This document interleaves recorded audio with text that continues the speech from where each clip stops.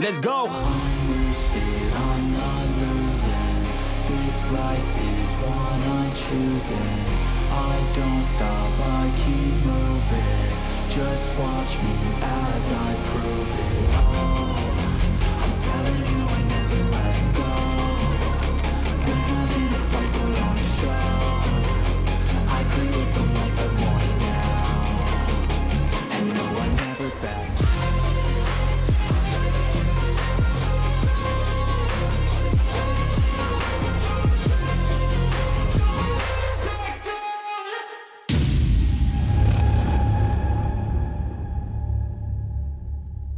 Hello, and welcome back to Hunter the Reckoning Sanctuary.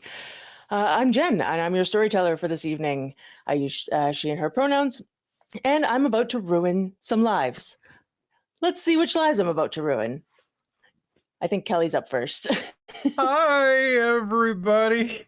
I'm about to have my life ruined for my headstone. Hi, I'm Kelly. I'm normally the storyteller on this channel, but today I'm being tortured by Jen. I use he and him. I will have used he and him pronouns, so remember me as such. And tonight I am going to be playing for a limited amount of time from the sound of it. Colt. Colt is this scarred up biker looking dude with a very complicated backstory, as are all of my characters. I'm very excited to be here for as little a time as I will be here, apparently. Well, we got past the imbuing, so all bets are off now. And I have 21 Hurt the Moors to throw at you. And you know who loves Hurt the Moors? Chris. I can't wait. I would love to have the majority of those Hurt the Moors because that suffering is fun.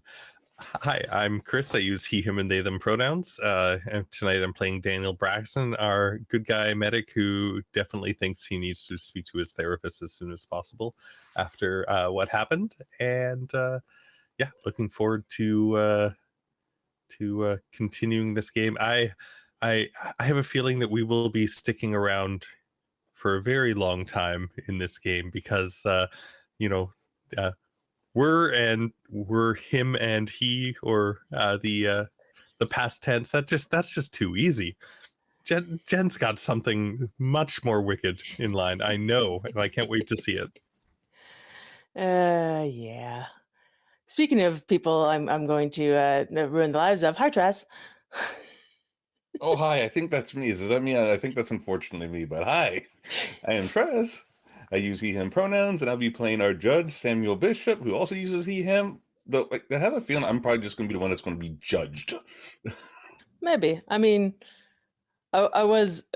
do you remember what you sent me earlier today when you're playing this game? Not ominous at all, I know. And who else isn't ominous? I was going to say obvious, but he's obvious, not ominous. Hi, Cal. Or Todd, really, but... I can sometimes be ominous. I don't know. Todd is not. No, Todd's not ominous. Hello, everybody. My name is Cal.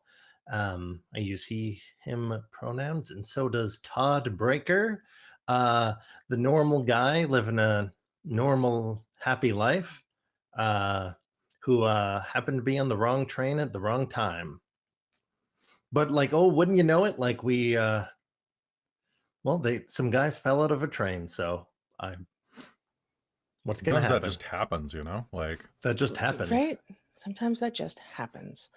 But yes, we are your lovely group of hunters for this evening, and I'm very excited about this game. I was very sad I had to skip the last one, but I got all sick and picket lined out. Just nonsense. So I used up my one buffer game. Excellent. We'll see. I know I can go until I finish game, but I had one buffer game already built in, and now it's gone. But that's fine. That just means we've got to do what we can here. So I did want to just do a quick little reminder of a couple rules. One is that you can only use conviction when you roll for edges, but you can risk conviction to gain more dice. You can also spend conviction, of course, for other things like second sight and all of that. But you can't risk conviction on mundane rolls. You also cannot spend willpower on edge rolls, but you can spend willpower on mundane rolls. So that's kind of the gist of it. I did also say that I was going to think about this extra rule that I was going to add in, and I've decided I'm going to do it, but it's going to be a bit weird. So normally you can only reroll 10s if you have a specialty. I'm going to say you can reroll 10s on all edge rolls, but if you have a specialty, that doesn't give you anything extra at that point. Okay. And So if you just pick a good and- specialty, that gives you extra stuff. So it's like, Okay, so I need to change my edgelord specialty. Yeah, exactly. Sorry, Cal, you were saying? Oh, okay. So it's that it's 10 again on specialties and or edges. Yeah, so yeah, exactly. So 10 again on specialties, 10 again on edge rolls, and your specialties, like in mage, for like magic, we have 10 again if you are using magic, if you're rolling arete, and if you have a specialty, then you get extra stuff and all of that. But like the count twice or whatever, but we're not going to do that because it was just too hard to figure out if a specialty would apply to an edge roll, and it was just nonsense. Yeah. So It's probably better not. but I wanted to give you the re-rolling 10 option on edge rolls because that's fun. So that is that. I don't think there was anything else I had to do off the top. Does anybody have any questions, concerns, comments? Oh, I finally get to be the one to say some concerns. No, I think we're good. I think we're good overall. Cool. Adding things to my list. Don't check it twice. Right? Exactly. I have a lot of things I can use this game, which is good. I'm going to enjoy that. A city is a rhythm. We feel the obvious beat, the thrum of construction, the pulse of traffic, the surge of crowds. But beneath it runs the true tempo. It is a network of a million fragile connections, vibrating with the energy of every life lived and lost within it. A hidden countermelody of whispered conspiracies and desperate prayers. Those who truly rule this city are the masters of this score. They are the patient conductors, feeling for the familiar, predictable vibrations of fear, greed, and despair that signal their part in the composition. They have fed on this city for centuries, and they have learned its rhythms by heart. But tonight, a new key was struck, a sharp, dissonant chord of pure defiance that did not belong. The sound was jarring, a violent pulse that sent a tremor all the way to the conductor's podium. And the composer has noticed. The story for you begins in the epicenter of that tremor. It begins in the sudden, deafening silence. One moment there is the roar of wind and the screech of metal. Now there is only the electric hum of the emergency lights, the gentle patter of rain on the roof, the faint, distant wail of the first approaching sirens, and the frantic, hammering beat of your own hearts. The skytrain car hangs motionless, a steel cage suspended in the night air high above the glittering, indifferent lights of Vancouver. A biting wind whips rain into the car through the open doorway, a dark, gaping hole that leads to the 50-foot drop to the pavement below. You are more or less trapped, not just by the emergency stop, but by the impossible truth of what just happened here. Samuel, Colt, Todd, Daniel. You stand in the heart of this sudden, unnatural quiet, the air tasting of ozone and old blood. Across the car, or closer to you, depending on where you're standing, the young woman Jenna sits huddled and trembling, the prize you fought for. In the corner, the quiet homeless man you barely noticed before now watches you with an unnerving stillness. You look at the space where the monsters stood, and then at each other. 4 strangers who now share a secret that has severed them from the rest of the world forever. The city sprawls beneath you, a circuit board on fire, and for the first time, you get the distinct, chilling feeling that it is looking back.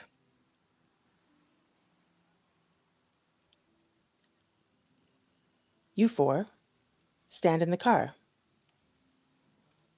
You just threw 2 people off of it. What do you do? Lean out carefully. Oh, do you think they're okay? I try to Yeah. see them. I'm sure they're fine. Like Does anybody have their You phone can't see out? anything from where you are. Does anybody have their phone out, Jen? Not. Give me a perception check, actually. Difficulty 6. Perception alertness. Yeah, perception. Because I'm assuming you're asking about random other people. Yeah, I don't know how many other people are on this skytrain right now, but I'm looking for phones. That is 1 success at difficulty 9. Cool. As far as you can tell, there's no one else on your car or in your car right now. Okay. And you can see into the next cars, and you see a lot of people looking out to kind of like where stuff happened, possibly people flying away, you know, that sort of thing. But I say flying away, punted by your ward. They flew No down. one is looking. No one's looking through the windows into the car you're in, and you don't see any phones. At least not pointed at you.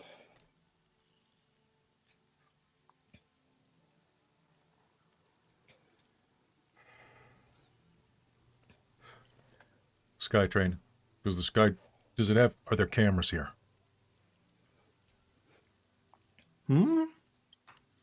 Probably. I'm going to look around to see if there are any obvious cameras on the Skytrain. Same. Cool. Give me another perception check. Difficulty of 6. Well, 1 success at difficulty 10. You keep Oh, kidding? well, there you go. I had 3 10s and 2 1s. It's going to be one of those nights. Cool.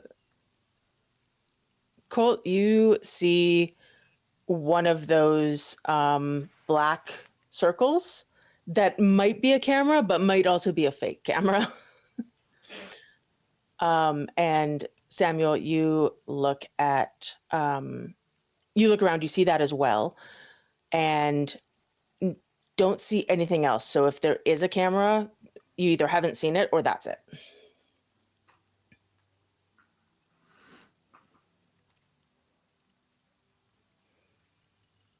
Nothing obvious, but we could have very well just been Todd. I'm doing what? All right, I didn't do shit. I tried to tackle a guy and get him off of a girl, and then he flew out of a... You saw that. They weren't guys. They were. How did I kick him that far? That was crazy. It's like It's adrenaline. he was pushed, but like you guys saw that, right? Yeah, and they weren't, at least one of them didn't give me the impression they were alive. They looked kind of freaky, huh? They were monsters. So it wasn't just me? They were. I'm gonna shakily take out some of my meds and just try They and weren't pop some monsters. They were probably on meth or something like that. Okay. No, they were. No, yeah, you're right. You're right. They couldn't have been. No. In Russia, there's One like of them. a thing called I'm going crocodile crazy. that makes your Oh. flesh like start to fall off. Maybe. One of them wasn't breathing.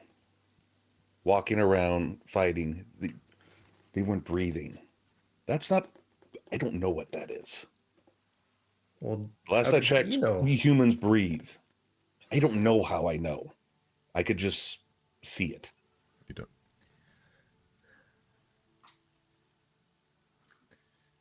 Well, it's going to All be a right. confusing one to explain to the police. Does anybody have some water? On me now. No. I'm gonna ask the homeless man if he has any water on him. Do you just ask him, or do you go over to him and ask him? I'll go over and ask him, hey, sorry to bother you. Do you have any water? Daniel, you go over to the homeless man and ask him for water. His eyes turn to you.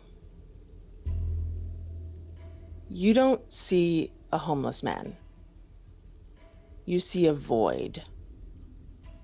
His eyes are perfectly calm, impossibly deep, and empty of all human light.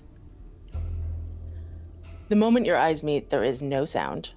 There is only a sudden agonizing pressure, as if your skull is being compressed. The train car, the other people, the rain, it all vanishes. You are not in Vancouver. You are everywhere. Your consciousness explodes, shattering into a million points of light and pain. You are no longer Daniel Braxton, a man on a train. You are a network. You feel the frantic, terrified heartbeat of 1,000 strangers at once. You feel the cold, slick hunger of the predators in the shadows.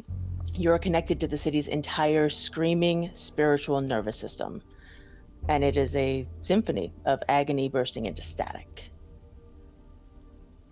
There are a few things you see in quick succession. You stand over a stranger on a gurney. You can see through his skin. His chest cavity is laid bare to your new sight. His heart is a lump of blackened, diseased tissue, beating weakly and gripped by something pale and wet. You watch horrified as your own hand, shimmering with a light, plunges through the man's chest without leaving a mark. You feel no resistance, just a wet, septic coldness as you press into the rot.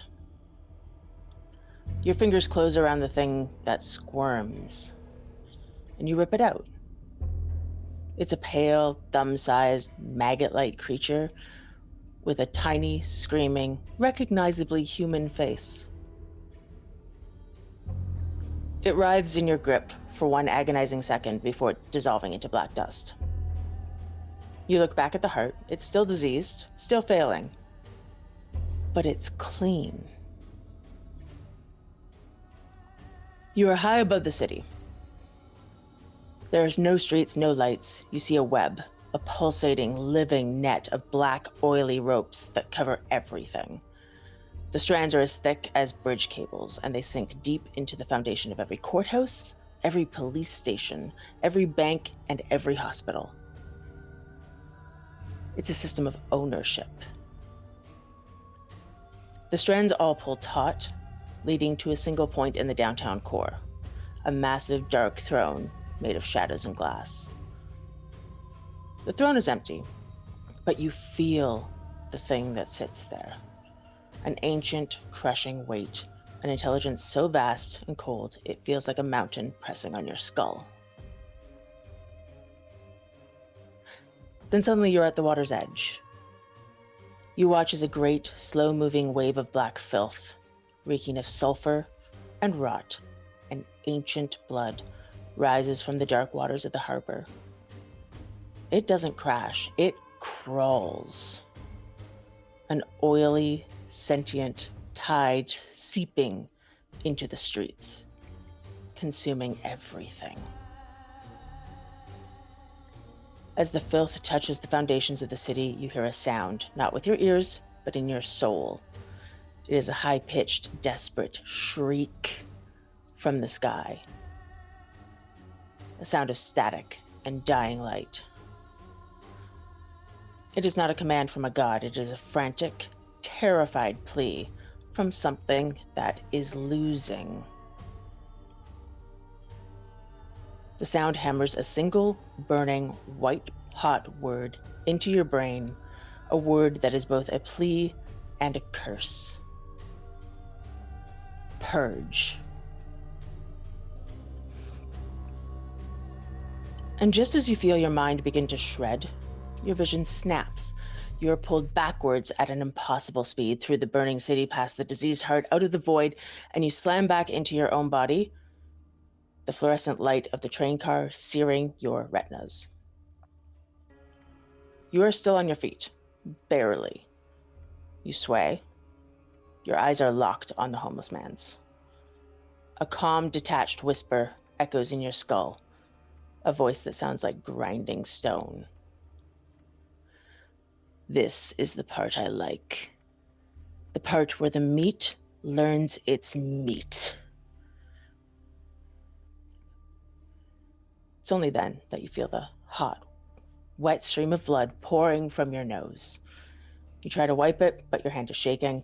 You gasp, and a wet, coppery-tasting cough bursts from your lungs, splattering blood on the floor. Your eyes roll back in your head as an agonizing electric fire consumes your nervous system. You collapse to the floor, your body convulsing in a violent seizure.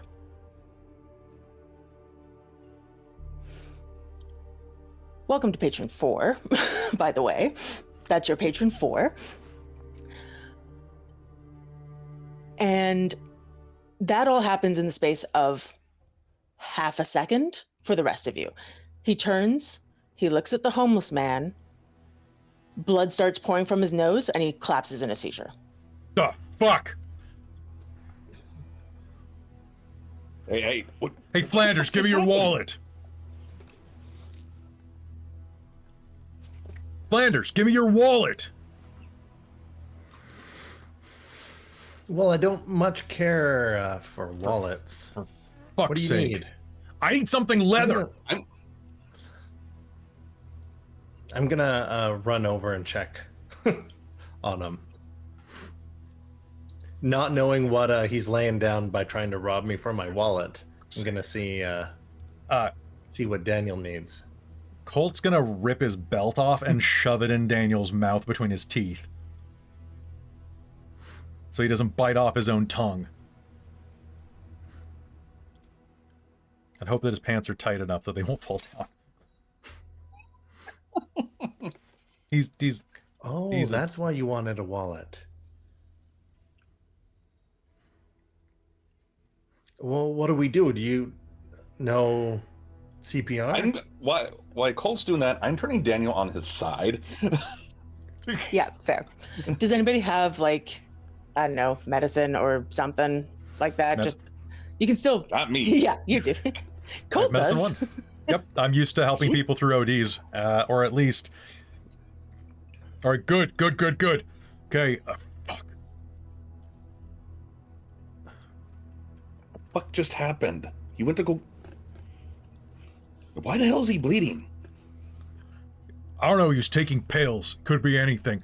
Hey, do you have any water, man? I'll say to the homeless guy if he's still there.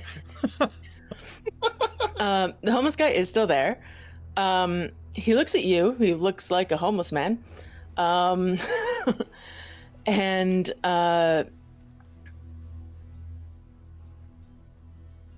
he says,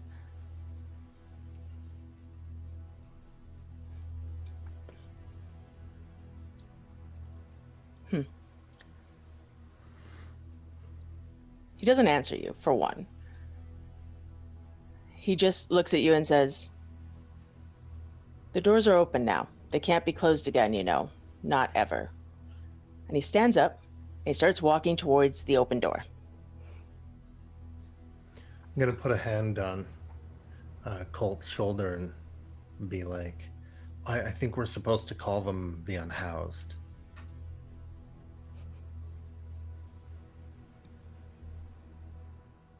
What? Listen, how about you call somebody? 911, something like that. Oh yeah, I had... I'm gonna look around for the phone that inevitably during all of that, I don't recall saying that Todd put his phone in his pocket, so it's probably somewhere. And I'll go I'm look for it. watching the homeless man, the solo homeless. Is he actually walking off this train? As I have Daniel on the side. So first, I'll say that Daniel's seizure comes to an end. He is not yet conscious, but has stopped seizing actively. and is still alive for one. um, yay. And will slowly come to in the next few minutes. But Samuel, if you are watching the homeless man, can you give me a perception and alertness check? Difficulty 6. Sure, I can absolutely try.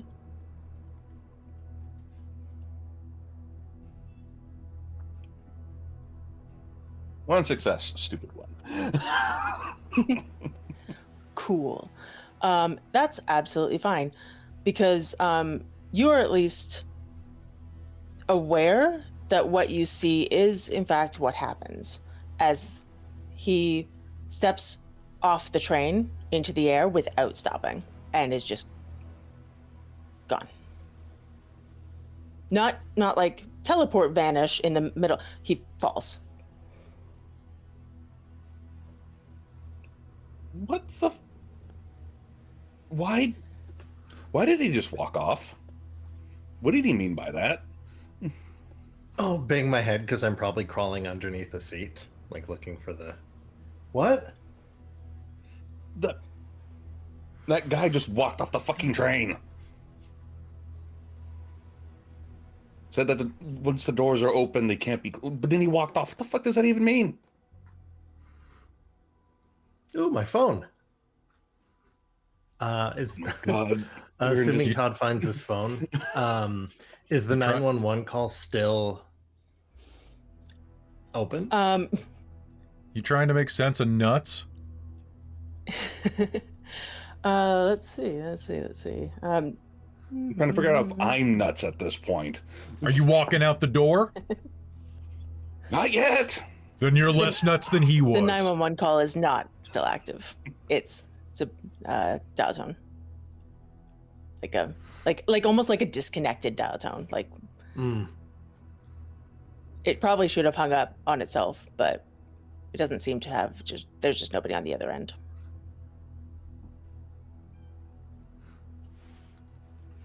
So am I still calling 911? You do hear sirens that have started to get closer, and you hear the sound of a helicopter. Oh.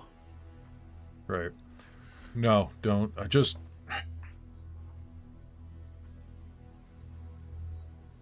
Man, wake up. Hey. Come on. I'm gonna shake him a couple times. Come on. Daniel is groggy, but you can start to come to. What's your name? Hey. Come on. What's your name?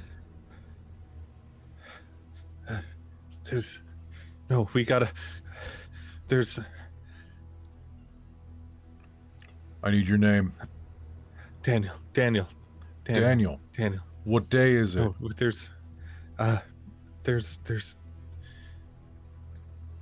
more of that coming. We got to get out of here. He's gonna look like right up at Colt and be like, there's, I don't know, something about a purge. We're You're meat. not going We're out just that meat. door. No.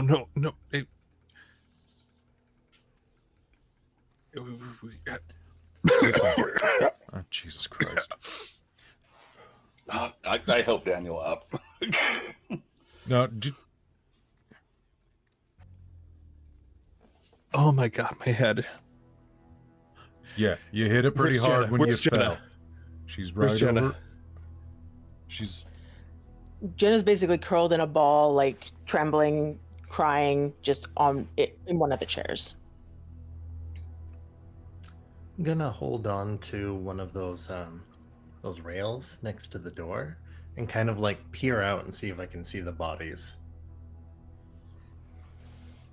Give me a perception alertness difficulty of, let's say 8, because you are high up and it's dark. I have not found or unpacked my... Oh, geez. A 5, 5, and a 1. Oof. Give me a Dex and athletics check. See you guys. Dex and athletics. Yeet yourself out the Difficulty 6? door. I haven't sent it to you for approval. I don't think this counts, but I wrote dad reflexes under his dexterity specialty. I'm actually going to let you have that one. Oh, really? Yeah. And I'll tell you why after you roll. Oh, okay. 4 and 1 athletics. Okay. Don't forget Of you can course spend I willpower. botched the leaning. Oh yeah, you can spend willpower on mundane rolls. I'm feeling confident this time, I say as I... and the difficulty for this? 6. 3 on the dex and athletics roll. Cool. You look out and you can't see anything at first, so you lean farther. You lean a little farther, and then you kind of do that whole like fake dad, whoa, whoa, like you're pretending you're about to fall. You almost actually fall, but then you catch yourself and grab on and go, well, that was a stupid thing to do. My wife's always telling me this is a stupid thing to do. I look around to see if anyone saw that. Samuel might have, but no one else did. I'm pretty sure. Probably trying not to roll my eyes back too far at this point.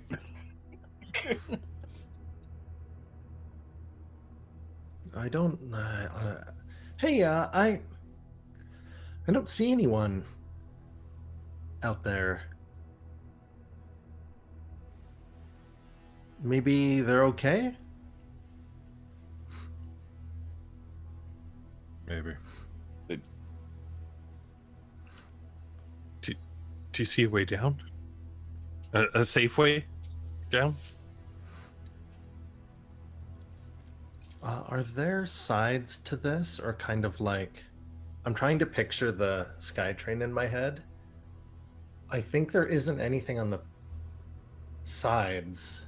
Like there's no like you can't walk the rail.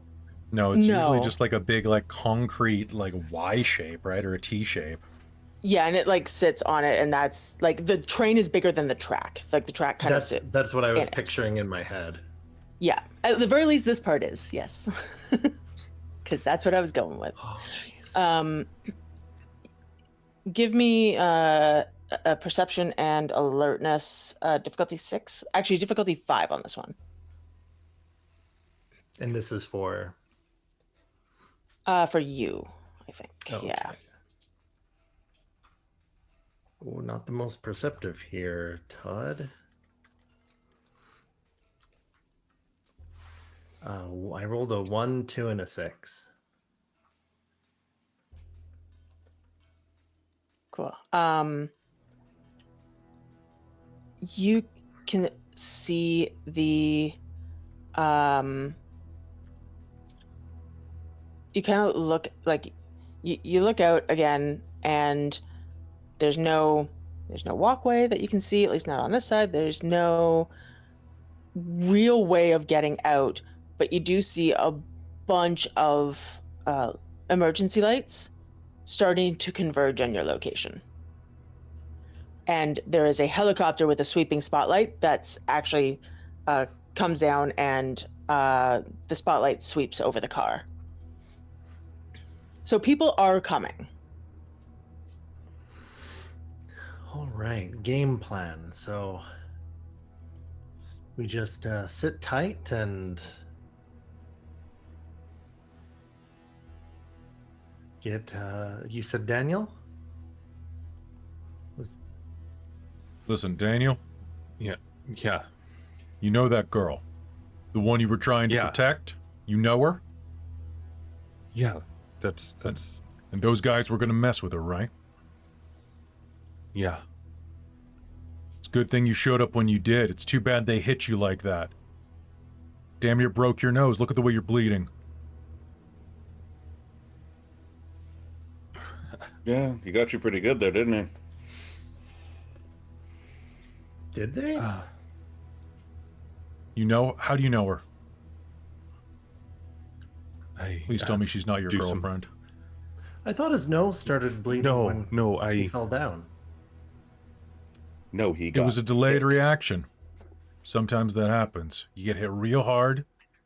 He doesn't start bleeding right away, but then it's a gusher. She's unhoused, and I do some volunteer work and charity work. So you're a good guy? You got a good record?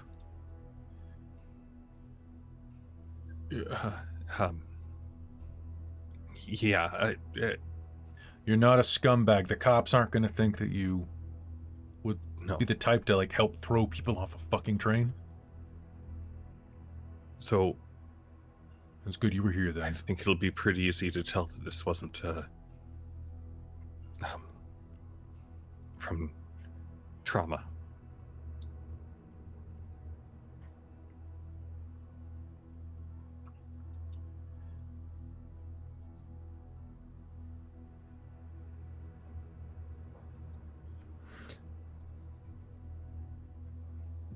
Well, Could be.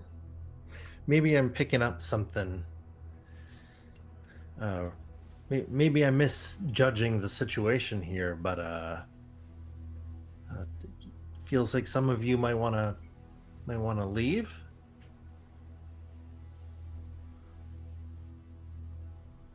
If you want, I can stay with him, and You see a way for us to get down? Exactly. well, I mean, I could pick you If up we- and if hoist we- you up onto the roof. If we start running away, it's going to make it look a lot worse. We need to stick to the story. Two guys kidnapped her, were fucking with her. Daniel got hit. We defended ourselves. Yeah? Well, and I look into the other.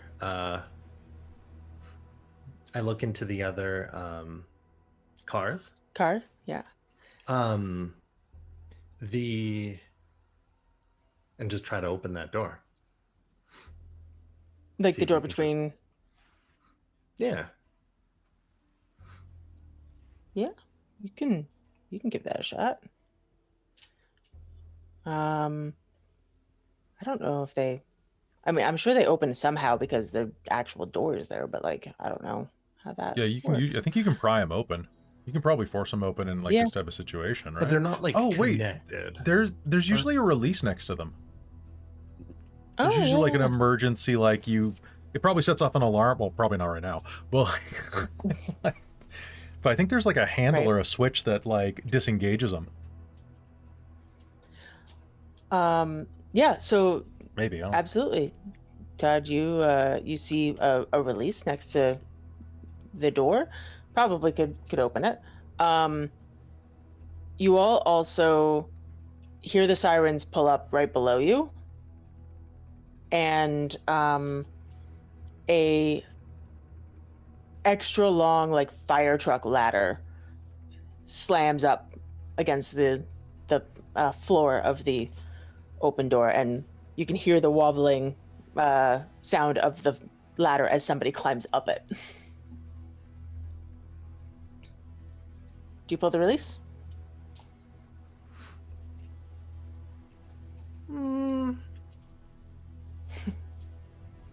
Well, if they're coming, then. It's true. They are right here.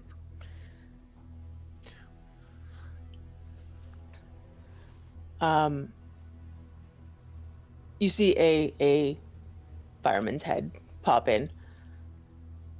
Everyone all right here?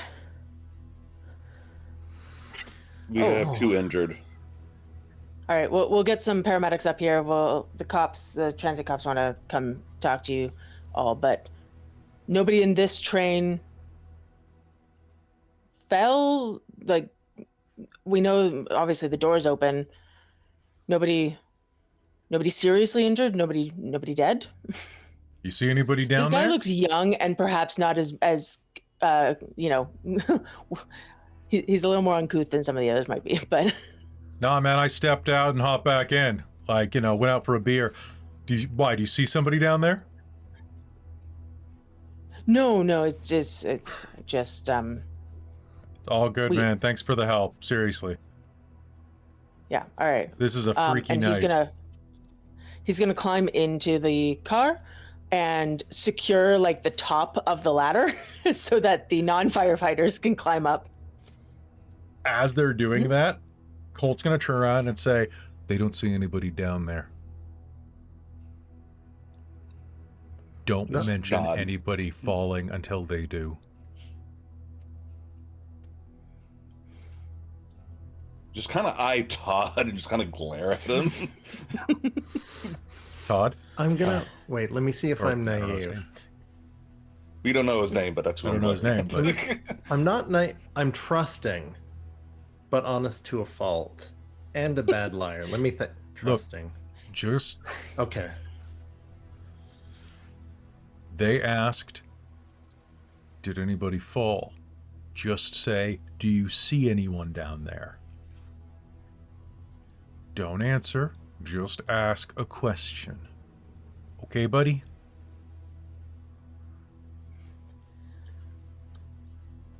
A couple paramedics come up the ladder a little more cautiously than the firemen did, and come into the car and immediately go to the very bloody-faced individual. Can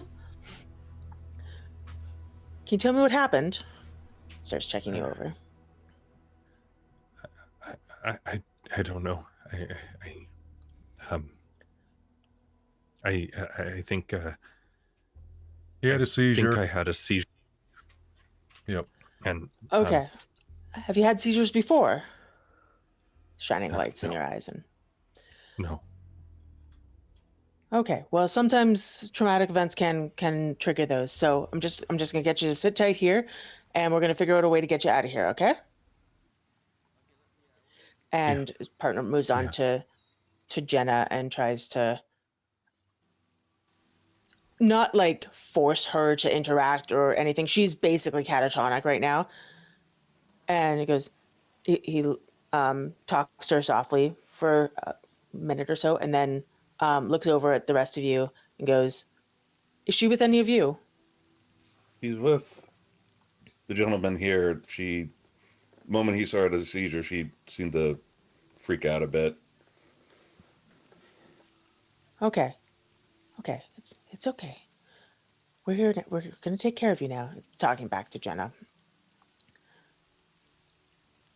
And a cop, actually a couple cops, will come up the ladder as well, and are a little bit more official, like, okay, taking in the scene, and one of them will actually go like release the door between the cars and then like start walking down the train, just seeing if anybody else is hurt down there. And the one that stays goes, okay, we're going to get you folks out of here as soon as we can. Obviously, there's been a massive malfunction with the train, and we are doing our best to get you out of here safely, calmly, and the injured first, of course. And it will just kind of keep doing that, and basically positioning himself so that nobody that isn't emergency services or hasn't been directed to leaves this car. But they haven't started questioning you yet. That you do think that might be a thing that they'll do on the ground. But their primary concern right now is Daniel and then Jenna. And they talk on their radios and try and work out some sort of way of getting the two of them down without making them climb the ladder. Helicopter light sweeps over the cars again. Do you guys do anything in the meantime, or you just let them work? They're being tended to. I'm taking a seat and just waiting at this point. I don't feel like I would likely have much of a choice of doing something at this moment, so I'm going to cooperate as much as possible. You can cooperate, you can not cooperate, and who knows what will happen. I have 20 hurt them worse. I'm going to try and cooperate with them as much as possible. Maybe, I think what I might do is I'm going to be like a little hesitant with the symptoms, sort of like trying to play it off as if like it is not as bad as it seems, but I think I'm in shock a little bit right now, to be honest. Probably. I will say you didn't take any damage, just so you know. Just mental damage. Yeah, that's worse. Emotional. Yay. So I'm picturing Yeah. like Colt and Todd and Samuel, kind of like letting them do their thing with Daniel and Jenna. Yeah. Kind of like a little bit of ways away, but not Mhm. just where they can talk. Yeah, so I wouldn't say it's difficult to kind of be too far from anyone, because if you picture like a SkyTrain car, right? Mhm. One cop has gone down one way. The fireman and the other cop are right at the door, which is on this side. And then Daniel, Jenna, and the paramedics are kind of over here.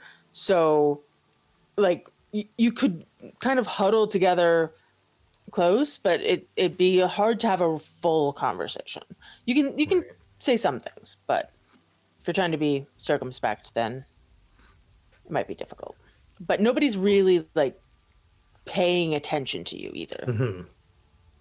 Oh, and hey, fellas, geez. They say there's no one down there, but I definitely kicked that bad customer right off the Yeah. right out of the car. You remember what else you said about him? Or what you said about him? He didn't look right. Yeah.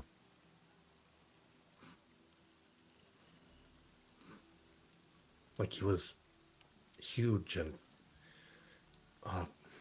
Like a shark. like he had. I hadn't seen body mods like that before. That was. And you said Why he would already someone looked do that to him. like he already looked dead. Yeah, the other one. Dead enough to walk it off? Maybe. What the fuck? They said they controlled the police and all that other stuff. You think they were? That's just like, tough guy talk, right? As Todd says that, because I have to spend conviction to activate my sight, right? That's how it normally works. I'm Yes, about to so do that just because I had that thought. I'm like, they did say that. There's now a couple cops here. Hold on. yeah. So yeah, with second sight, it lasts the scene. Excuse me. And when you were imbued, you automatically got it, because that's basically your eyes going, "What the hell is this?" But it has turned off by this point, so now you're just seeing normalness. And you turn on your sight, and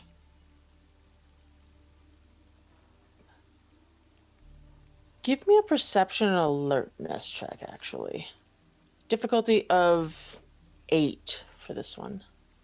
So can I actually activate my edge? Because I think that would be a little bit Oh, yeah. better. Yeah. How does that normally work? I have it written down. Discern, right? Yeah, it's just perception is different. There it is. Yeah, perception and zeal, difficulty 6. Am I allowed to risk conviction this time or no? Yes, you can. I will say also, if you're so in terms of role playing, now that you are aware you can do things, sometimes it's I'm not going to say for discern. Discern is more just about looking harder at people, discerning them. But for other things, it might, like, it's perfectly reasonable for your character to have trouble finding the trigger that sets off their edge at any point. And for anything that didn't go off last time, you might want to play around with it. You can also just be like, I want to do this out of character. My character doesn't know what they can do. Can they do this? And I'll be like, yeah, basically. Yeah, I think he just kind of takes off his glasses, rubs his eyes, like, I almost think his eyes probably glow slightly. He just doesn't realize it when it activates. And I'll risk 3 conviction to give me 3 more dice. Cool. Nice. So it gives me 9 dice. And it says difficulty 6. Oh, and reminder that my additional rule, which is not for this, because your emotional state is not super heightened. But if your emotional state is super heightened, if something is very, very important emotionally for your character, I will allow you to to risk conviction multiple times in a scene. Whereas normally it's like once, or something like that. No, it's yeah, that's what it is. I think it's once per scene. So I succeeded. I got 6 successes. So that means I have this for an hour. Fantastic. So let me just double check what this says here. Right. Exhibits a hyper alertness to supernatural creatures, surreal perception that allows to perceive things about the unknown that most could not. Okay.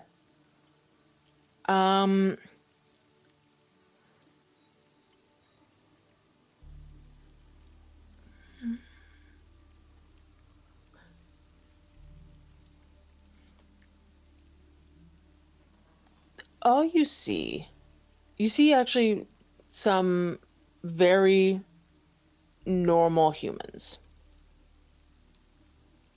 Normal humans doing normal human things. What you catch just kind of out of the corner of your eye is almost like a film, like a black, oily, very thin, almost imperceptible film over the cot by the door. And you also get a whiff of, you're not the one that doesn't have a sense of smell. I was like, I don't think so. Do you have a sense of smell? I can't remember. I do. I just have allergies was my flaw. Right. You get a whiff of like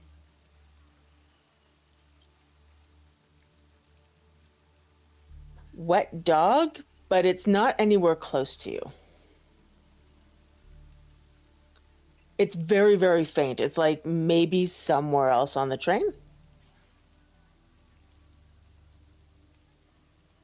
Just kind of look around, kind of stare at the cop a little bit, just trying to I don't know what that is. Yeah. You have noticed that something is definitely different, so you've done something. And the thing with discern is that it does expose features that identify creatures rather than like say revealing somebody who hides or something like that. So you might not know what this sign means, but you're pretty sure it's something non-human because it's not on anybody else. You do also know that the cop with the black oily film on him is not the same as wherever that smell of wet dog is coming from. You also didn't smell the wet dog before you did that.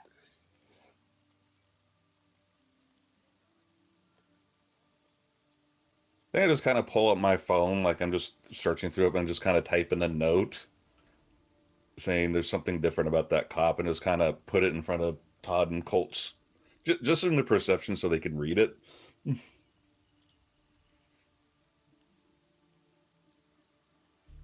Hmm. Hmm. Okay.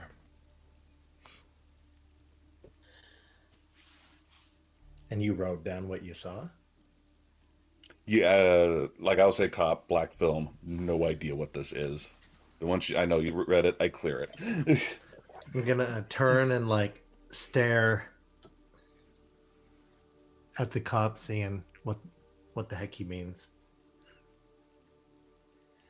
Do you try to turn your second sight on, or do you just look at him with your normal human sight? Oh, because he used it before. I've never used It- Yeah, Oh, it it came automatically on turned on. when So we you know reviewed. you know you can do it. It's a matter of figuring out how, essentially. And mechanically, you just spend a point of conviction.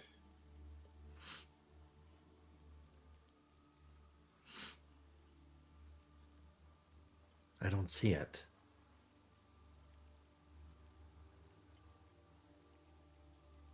My eyes look different to you two at all. Then- Do they look different at the moment?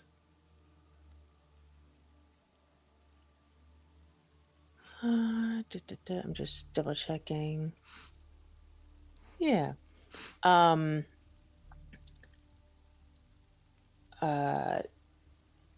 They, like, as he kind of looks around, the light in here is kind of shadowed, and as he kind of looks around, you notice that his eyes don't really dilate or shrink at all as he looks at the different types of light.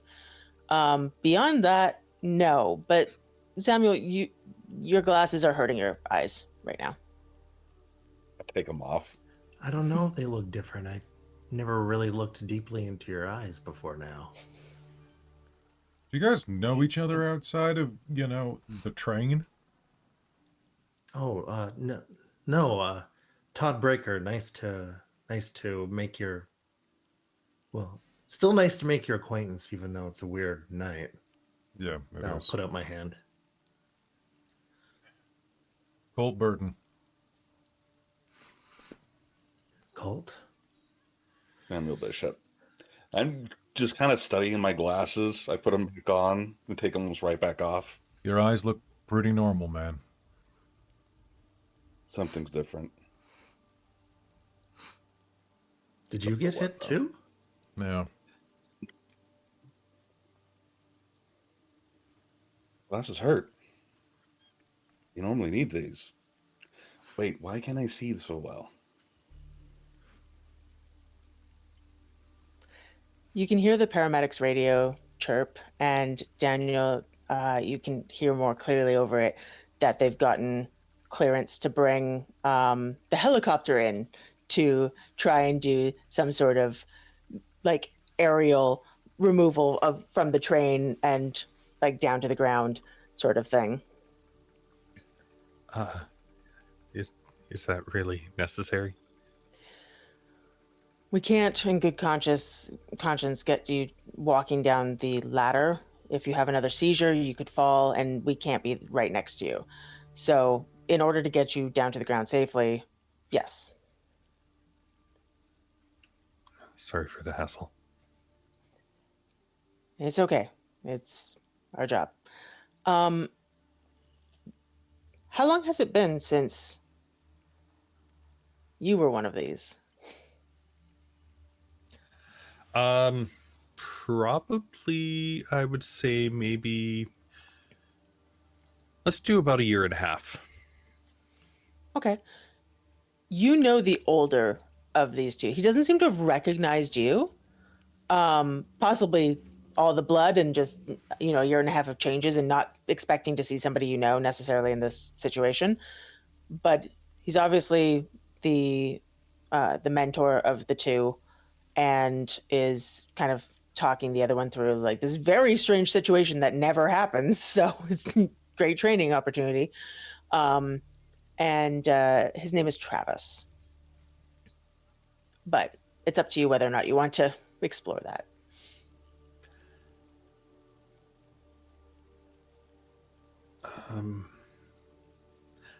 I think Daniel's not going to pursue that, and will try and actually avoid Travis, just out of embarrassment. Fair enough. It does seem like he didn't, because in kind of the checks, he would, like, they would have checked your name and whatnot, but he had his trainee do a lot of that, taking the history and all of that stuff while they're here. So you don't know if he's heard your name and just doesn't remember you, kind of dismissed who you might have been or whatever, or is actively ignoring that anyway. So you're not entirely sure. You've done it yourself a few times where sometimes you just need to be in professional mode and not be like, oh, hey, person who's dying in front of me that I know, how are you doing? Right? Yeah, and also knowing what little I do, if as long as he's not like the only person there, who, because there is a personal relationship, would have to leave it to somebody else. Yeah. So exactly. Yeah. So yeah, you can hear the helicopter come closer, and the Travis goes and they grab a harness that's like swinging. They manage to swing it in and come, and they will hook you up, and it's like one of those tandem harnesses so that the younger paramedic can go with you. And they will, if you cooperate, they'll take you out of the train, and it's weird. It's definitely weird, but they take you safely to the ground. Before kind of going in there, I'm just gonna look over at Colt and the others, and hey, maybe I owe you a beer for the help.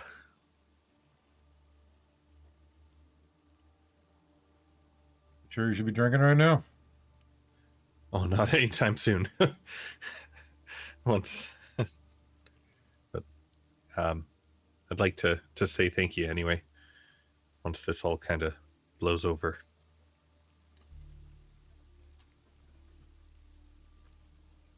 Okay, Daniel. It was Daniel, right? That's actually your name? Yeah. I'm Colt. Samuel, I'll hold you to that beer when you're better.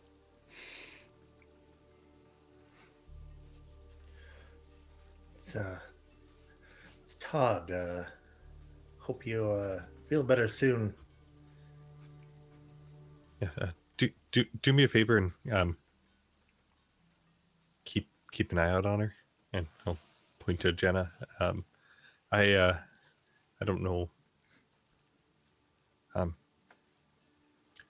Oh shoot! What was the name of the church that? I have that. Where did I put it? It's on this list of things.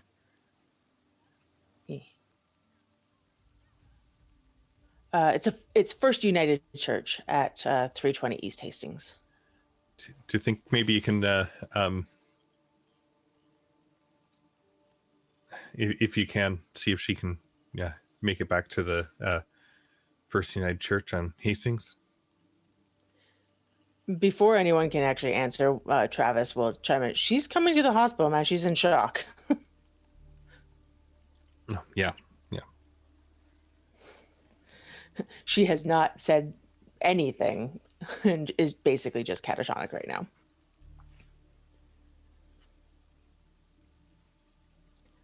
But they will hook you up, and if you're done talking, and even if you're not, really, they'll be like, all right, and do the whole like yank, and as you kind of stand near the edge of the door, and you will be lifted into the sky, and very quickly, like, it's basically like away from obstacles, down, because they don't want to take you very far in this. And they've cleared a spot, and then they will get you unhooked, and the younger paramedic will help you to the nearby ambulance. They will do the same with Jenna, and Travis will ride with her. She's just more catatonic, so doesn't really, they kind of have to, like, she can't help them really. She's not doing much. She's conscious, and she's also like, I will say, Samuel, you may not know this truly, but you're pretty sure that there is nothing influencing her anymore. Good to know. But they will take her off the train as well. And then by now, they've started setting up ladders in, prying open other doors, you know, starting to move people off the train, and having found no other serious injuries. And the cop in your train, in your car, will look over at you three and be like, all right, you ready to go down the ladder? We have to take your statement down at the bottom, given that you were in this particular car, but let's get you off of here first. Yeah, sounds good. I've got a box of stuff. We have a way to get that down the ladder, or the cop's gonna hold up the finger and talk into his radio. like a shopping bag or something? We'll bring you up a bag. Thanks. They'll start taking Todd and Samuel down. They'll let you stay with your stuff until the bag shows up, but they'll get Todd and Samuel off and then bring up like a, you kind of laugh at it, but it's a like a food delivery bag, because it's big enough for like just the box that you can put in it, and has a strap. A skip the eats bag. Yeah. The cop will kind of eye you up and down. He hasn't really talked to you even while that was happening, but he'll eye you and go, you feel comfortable taking that down yourself? Yeah, I think I can manage. Just a ladder. All right. And he will let you make your way down the ladder. This is oily cop, right? Pardon me? This is the cop it's that the was oily cop. identified as oily. So he'll kind of play cool, but he'll keep an eye on him to make sure he doesn't get, like, pushed or something like that. Yeah. Colt will be doesn't do slightly anything like that. defensive, but yeah, he'll put all Fair of Harper's stuff in do you have Yeah. do you have empathy by chance? Oh boy, let's find out. Nope. Okay, can you just roll me perception? Difficulty of 8. I have intuition. Ooh, yeah, intuition would be good. I'm not used to having that trait, so let's go. It's true. 6, 9, 10. Nice. Very And good. 3. But Yeah. You get the distinct sensation that the cop doesn't actually mean you any harm, and that kind of appraising look was like, you look strong enough to carry this box down and not lose your balance on this ladder. Like, I don't want to take your stuff, man. Do you that's what your intuition is telling you. You can still be defensive because of the weird oily thing, which is totally fair. I'm good, man. It's got a strap. I'll be okay. Cool. Thanks. And you make your way down the ladder. The two of you at the bottom will have been... You get questioned by the cops, basically wanting to know, what happened, how did Daniel get hurt, what happened before the door opened, did the train emergency stop itself because the door opened, stuff like that. Give me perception and either empathy or... actually, no, give me wits and either empathy or intuition. all three of you, because you all three are going to get the same round of questions. Oh, I'm going to spend a willpower just so I don't fail. Fair. Wits and Oh, what empathy. difficulty? Sorry, what was that, Cal? Wits and empathy it is. Wits and empathy or wits and intuition. And it'll be difficulty of, let's just say 6. Kelly, no. Kelly, no. Kelly, no. Botched. I botched. Oh, no. Who needs? This is why I have 20 hurt them more. Is who needs them? Unless the difficulty's 5, I botch. I had 4 dice, guys. That I figured I'd fail, maybe. I had 4 dice and I rolled 1, 1, 5, 7. Well, that's I'm just the a So only fail. is that one that- also a botch or just a Just a fail because you got Wait. 1 success. Do any of his flaws factor in? Let me To look raise up the my difficulty? flaws 1 second. Yeah, I have bad Yeah. liar and honest to a fault. 1 sec, Cal. This is more about telling what they're looking for versus what you're saying. Oh. Oh, I see. Yeah. So feel free to also check your merits, which I'm also looking at. I got nothing. I got smooth, but that only works on manipulation. Fair, fair. I Yeah. Okay, cool.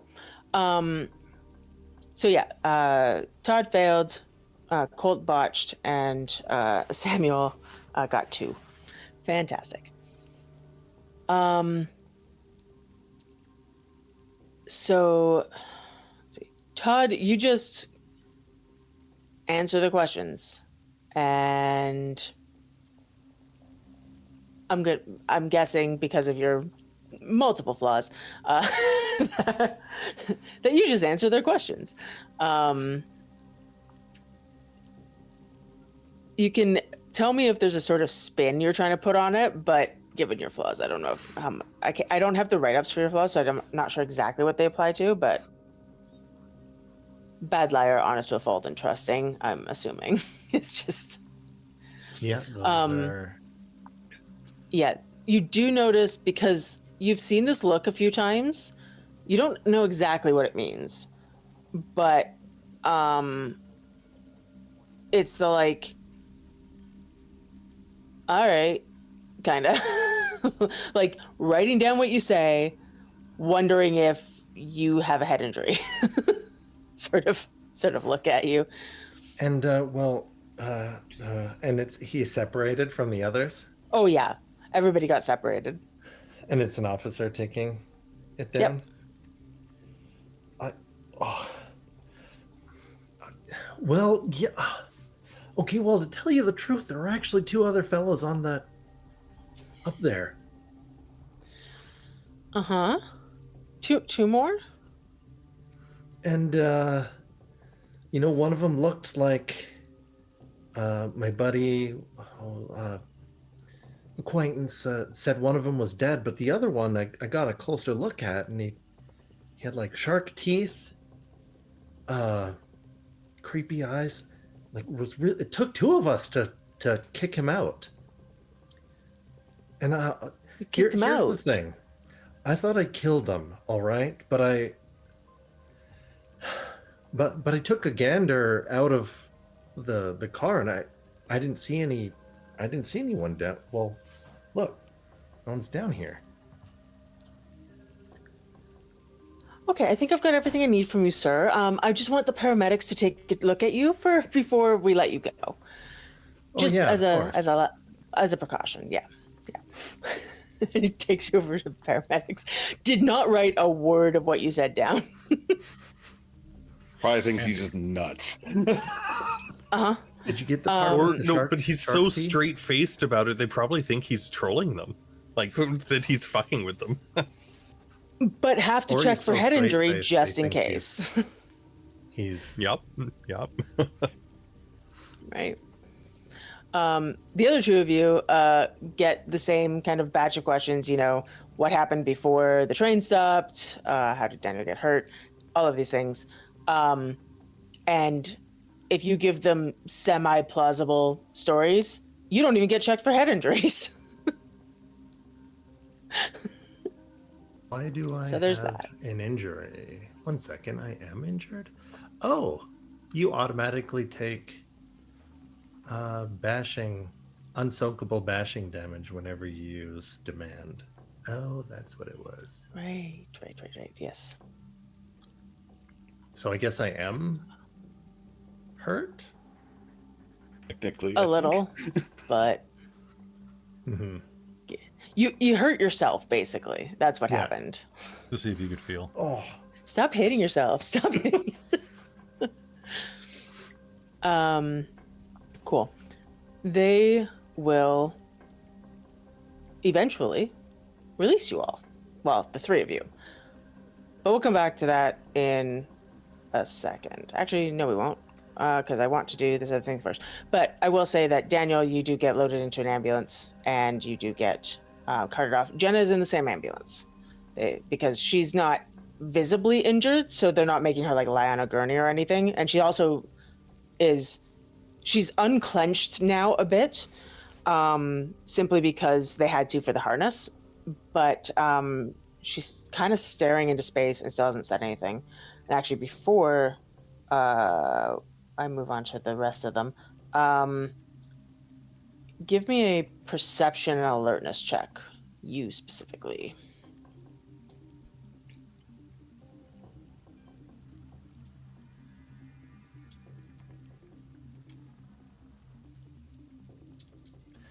Discerning. Yeah. 1, 2, 3. And so 10s are reroll again? Yep. 5. Sweet. You have more or less stabilized. So, one medic is driving. One is kind of sitting with you, but not working on you. They're just making sure that you stay stable. And kind of talks to the one in the front from time to time. And they are going quite fast because, getting you to medical attention, but you're not dying. They're not going that fast. And you catch very quietly Jenna's voice. And she just whispers, "What are you?"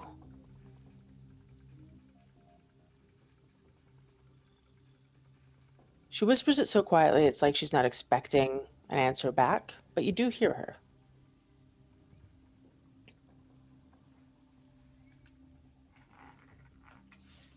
I'm going to quietly say back,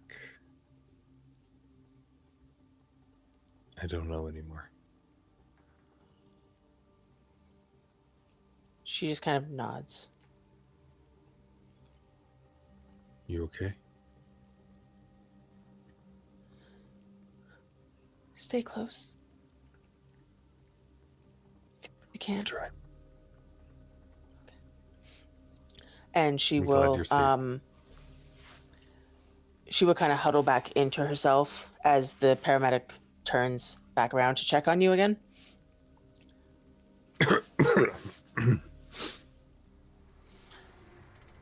You okay? Oh, yeah, just clearing my throat. Yeah, that postnatal drip will get you.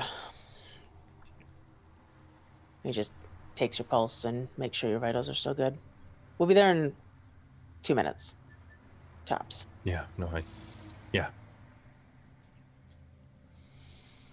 get it.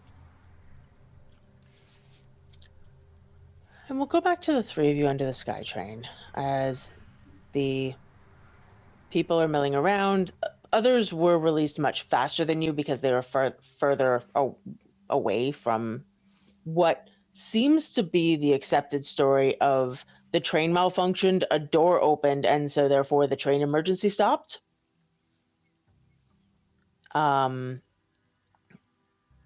If you guys tell them a different story, they seem to try and redirect you back to like it's kind of like an "are you sure" sort of vibe. There seems to be a story in place here before they ever talk to you. But you are released.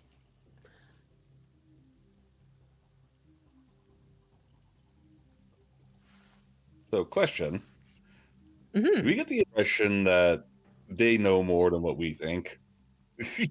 Most of the people you talk to, because your discern is still up, are normal as far as you can tell. You are not getting any other signs from anyone. What you think is, well, it's up to you, but you could be suspicious, you might be suspicious, but that's an awful lot of people to have the same knowledge that you just weirdly gained. Either this is an elaborate cover story that is somebody's orchestrated, or people tend to gravitate towards the easiest solution and not ask questions, not ask the real questions. Just to get out? Yeah.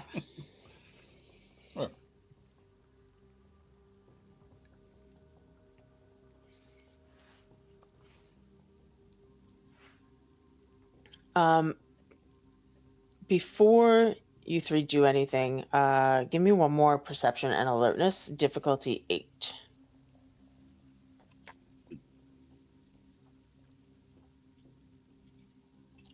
Yay! I did it, guys. I did it finally. Yay! Oh shit! I'm so proud of you. Thank you. I did it for you. Nice. Wait, I think wish that I had was a Cal- specialty. I think that I was will- What Cal's was the line. difficulty? 8. It's like 7, but no worse. ones, but no successes. Okay, just a flat fail. Cool.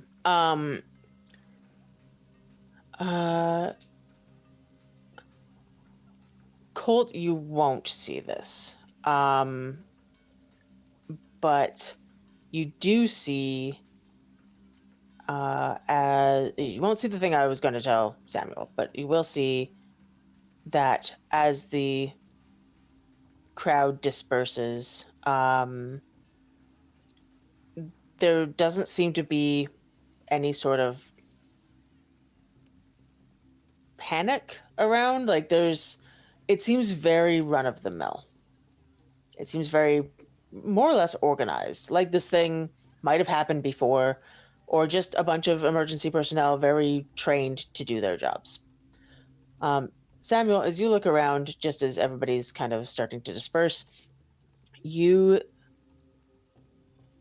catch a glimpse of that cop, the one with the slightly oily sheen. You can see it reflecting in your vision anyways, in one of the street lamps. And reflecting with the light from the street lamps. And you see him talk on his radio, glance over at you, not you specifically, but you three, look back, talk on his radio, and he walks away to go talk to some other cop who doesn't have an oily sheen.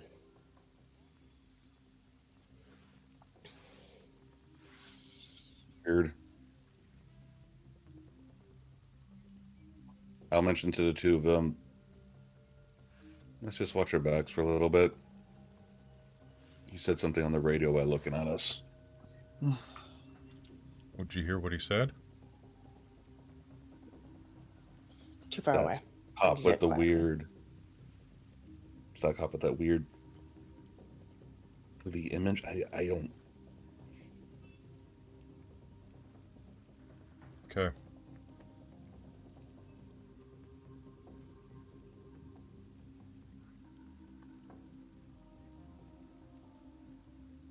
All right. Chris makes Well, a this- good point in our private chat. If you Well- want to try to have lip read him, you could try. I can try. Yeah. Am I any good? What do I roll for such a thing? Let's go.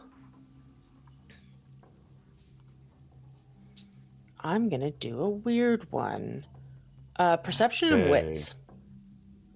Oh, that is weird. Okay. What difficulty? Difficulty of 8, though. This is where the linguistics skill would be great. You could do perception and linguistics. That would be so good if it was still a thing. Right.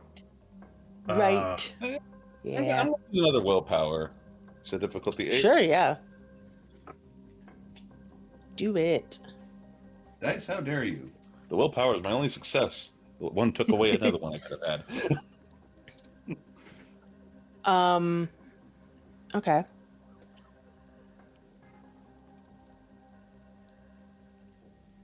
The only words you are certain that you read are the words "for" and "yes, sir."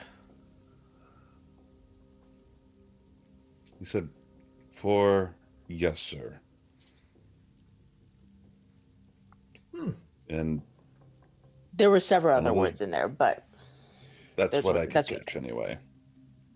We had that one. What was it? The shark said they own the cops. what are you three going to do? Because we're going to take a break right after I find that out. Todd's gonna do the thing where he slaps above his knees and goes, "Well, Yeah, my thoughts exactly.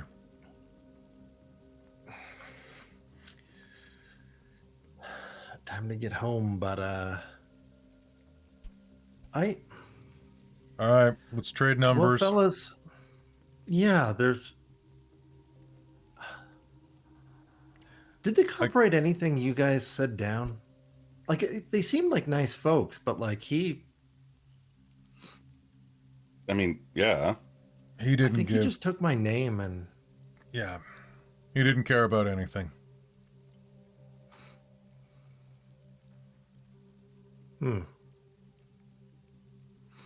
Something's going on. I guess, like I said, the creature said the cops are owned. you know, I see the odd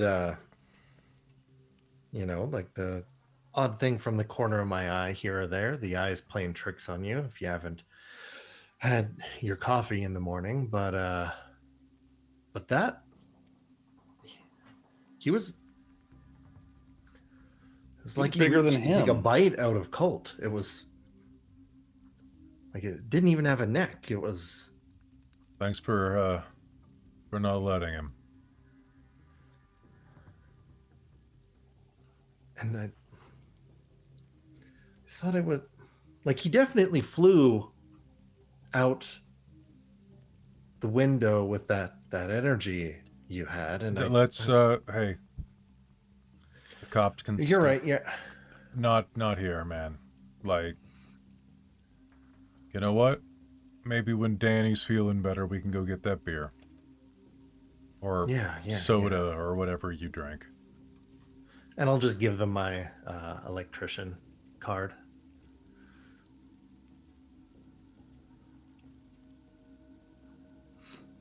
Has his name and his the company he's with. Yeah, I'll give them my business card too. Colt doesn't have a business card, but he will jot his phone number on the back of one of their business cards and hand it back to them, All right. Perfect. keeping his own business copy. You know how it works. Yeah. Yeah. You trade numbers and all make your way to your destinations. Todd, you're heading home, right? Yeah. Colt, where are you heading? Where you were planning on going, or are you just going straight home? God, at this point, where was I planning on going? I was gonna grab a drink or something, wasn't I? Yeah, you were heading to the dry dock. But Isla should be home soon as well. She had gone out with friends. No, she's got to have somebody home.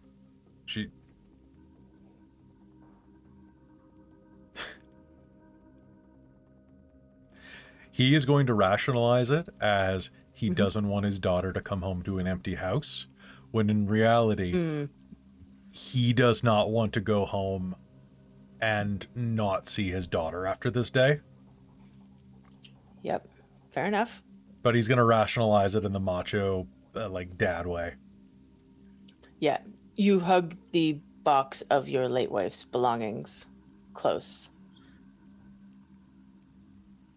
No one took back that delivery bag, so it is in the delivery bag still. Nice. You get a free delivery bag with purchase.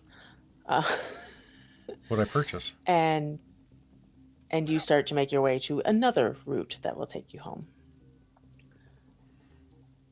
And Samuel, you don't have a home. Where are you going? For the doc to find out, wait, is my stuff there? Sounds good. And Daniel is in the hospital. But I think we'll take a quick break there and come back and find out how all your lives have changed. We'll be right back.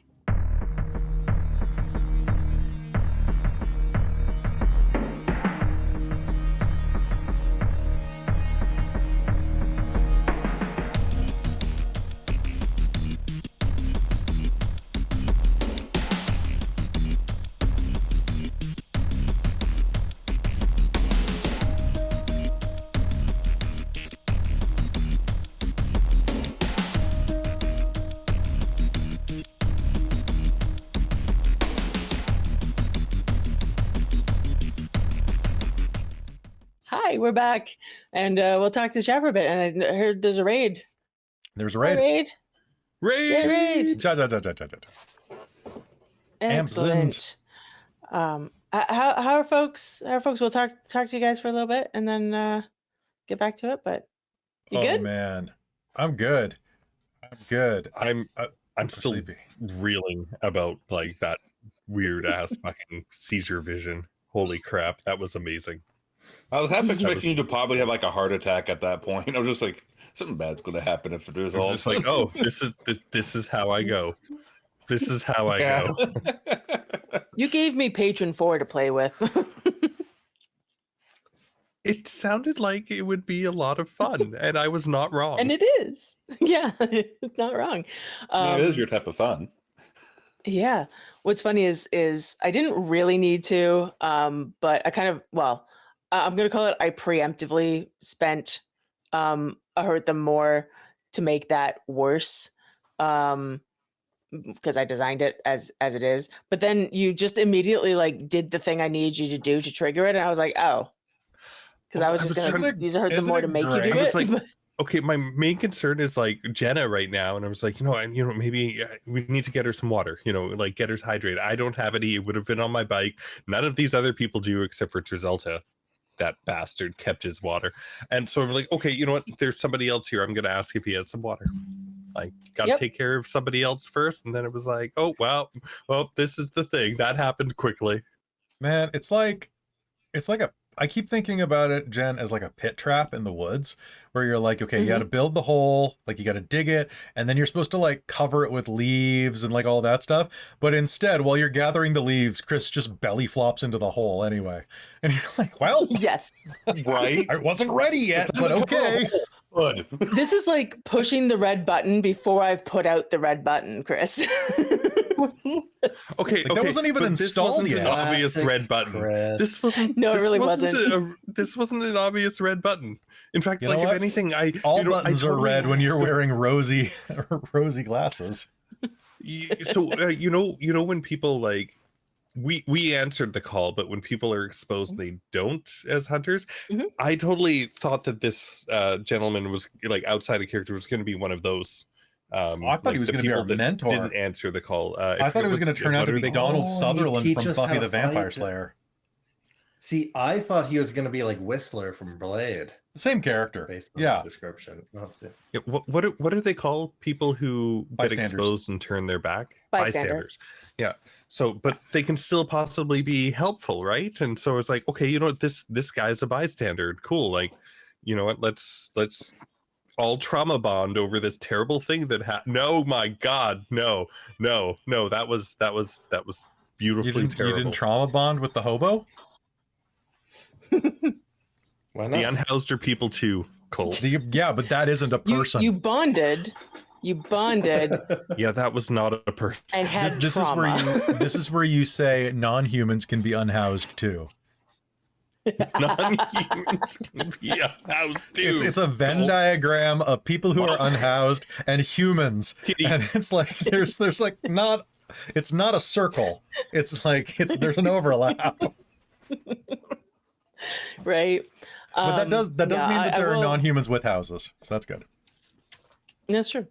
I will have to explain some of this shit later, but not now. Now it's a mystery. But No, I it's not. It's will. I will lore. explain some shit Yeah, because I'm pretty Can I- pleased with how I did this. So can I get I don't know if you have it, but can I get that vision in Yes. writing? Or Yes. like maybe remove some random things from it, because I don't think his memory would be perfect, but whatever well, whatever I'll works. give it to you, and yeah, you can grab some stuff, but I can definitely give it to you. I did write when I get poetic, I need to write it out because otherwise I can't do it on the fly. So See, I will what write out the poetry. you don't realize is Daniel will remember, because when he the next time he takes off his shirt, it's been tattooed onto his or seared into his flesh backwards. That's what happened in the MRI machine. Yeah, It's exactly. just- Oh no, it's prison ink. Ah! Oh, and you know I am getting an MRI. Uh-huh. Absolutely after that. That's fantastic. MRI God. sounds Can you like the name of a biblically accurate angel. My name is Mr. I. Can you imagine being in like an I'm so MRI? Many tired. eyes. I'm so Can you tired, imagine I'm being sorry. in an MRI machine and like having something like that happen to you? Dude, Like while MRIs you're are supposed to be staying Yeah. still. Like, and you got all the Right. lights and yeah. And it feels I like mean, there are you're people who have in a seizures in sheet. MRI machines, and it's not good. Oh, jeez. But yeah. Hmm. Anyway, yeah. So I'm glad y'all are enjoying it. Seems like the chat's enjoying it, which is good. Yay. Yep. People are really enjoying this this chronicle so far, Jen. Like, I've seen a lot of great comments, so thank you for leaving comments. If you like this video, please like, comment, and you join the Discord, and then tell Jen of the cool stuff you like Ooh, and what Bards you'd of like to New see more. York. Hey, Bards. Holy crap! Hey, Bards of New York, welcome with That's a such giant. a big raid. That's a big Welcome ass to my raid. Hunter game. Yeah. Very excited. We're actually about to get into it again. We're about to get into it. So you missed a Get giant into it. seizure. You missed throwing people off of a train. A giant Yep. seizure vision. Seizure vision. Yes. Now in seizure vision. Womp womp. Womp womp and Trazelta. Trash Well, is just gone. All right, goodbye. Hey, wonderful to have you here tonight. So yeah, Jen, you want to head back in? Yeah, just give me half a second to. Yeah, like, give me put a the minute to tears recover my eyes from laughing. seizure vision. I almost did a spit take right there. I love a train episode. You should watch episode 1. There was a lot on a train with shark men. Yep, that on the train. But instead, we're gonna go back into things. So, welcome back to Hunter. Hunter the Reckoning, Sanctuary. Doesn't that title just evoke some feelings now? There is no sanctuary. Sanctuary for who is the question? There you go. But let's get back into it. Todd, you make your way back home. Back home to suburbia. It's dark out now, and you've got your bit of the shopping you were doing. You had like a smaller bag than Colt's box, so you were able to carry it safely. And you get to your street, and it's just as you left it, except you can see a moving truck down the way. Somebody's moving out, moving in. You're not sure. But you walk down the street towards your house, and you notice that the truck is next door at the Henderson's house. Right You're next just- door? Right next door. You were just talking to Jim this morning. You were fixing his lawnmower. Yeah. What time of day is it? It's getting late-ish, so like the time is approximately, let's say, like 9 p.m. So but it is October, so it's dark-ish. It sunset before you were. Actually, no, it's probably later than that by now, like 11-ish. Let's say it's 11-ish. Oh. So quite late. You also haven't texted your wife or called her. I would have definitely done that, right? You probably did after you left with the cops. Your wife was very concerned because it was all over the news, but she's glad to know you're safe. Okay. I should have took the common sense merit. Dang it. I will let Todd have a bit of common sense when it comes to his wife. He is a family man. That's true. Colt gets no Okay. common sense when not when it comes to your wife. Before I head home, I'm going to go and have a talk to what's going on, like going, not just see if they need a hand, but like what, I didn't know they were moving someone in or. Sure, yeah. You go over there, and the first thing you notice is that they're moving in, and it's not the Hendersons. You see a man in his 40s, a woman who seems to be his wife, also in her 40s, and kind of crashed out to the side, not asleep, but definitely not helping at this point because it's gotten so late, is a young 10-year-old girl who's holding a doll. And they're moving things in.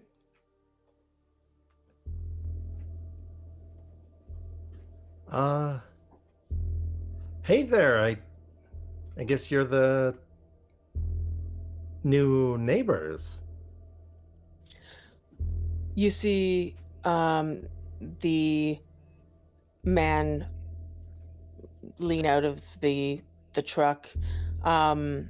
He's wearing a pressed polo shirt and it has this big grin on, and he goes, "Oh, neighbor. Hello. Yes. I'm David, David Gray, and this is my wife, Sarah, and our daughter, Zoe." He'll like get down out of the truck, hold out a hand to shake your hand. Very affable. I'll shake his hand and be like, "Oh, Todd. Yeah, we're just right next door. Oh, your wife was over earlier with some cookies. They were delicious. Real? Did something? Well, hold on. Maybe I got my days mixed up or something. But well, do you know the Hendersons? Hendersons. I don't think so. No. I didn't know they were moving. Like earlier today, they were still living here, and he never mentioned. In this house? Oh yeah. This house has been on the market for months. I didn't know. We snapped it up. Huh. It was a great deal. I didn't know they were selling.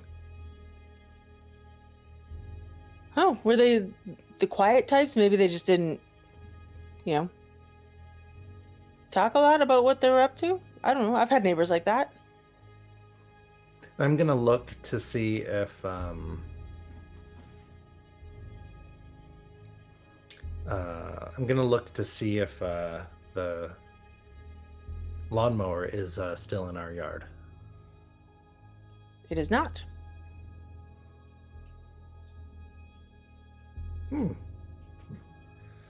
How much does it look like they have left in the moving truck?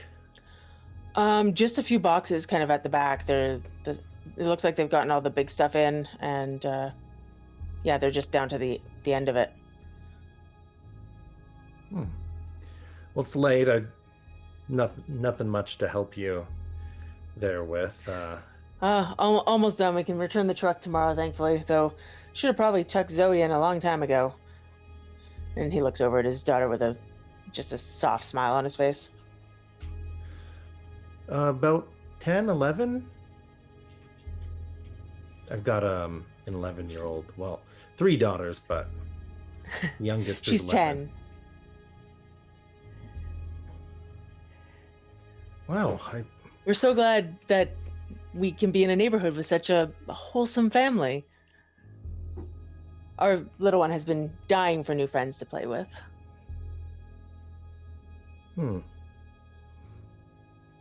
Just one. Yeah, just the one kid, though. Just the one. We've thought about having a second, but it hasn't happened for us, and that's okay. Oh, geez, they'll eat you out of house and home.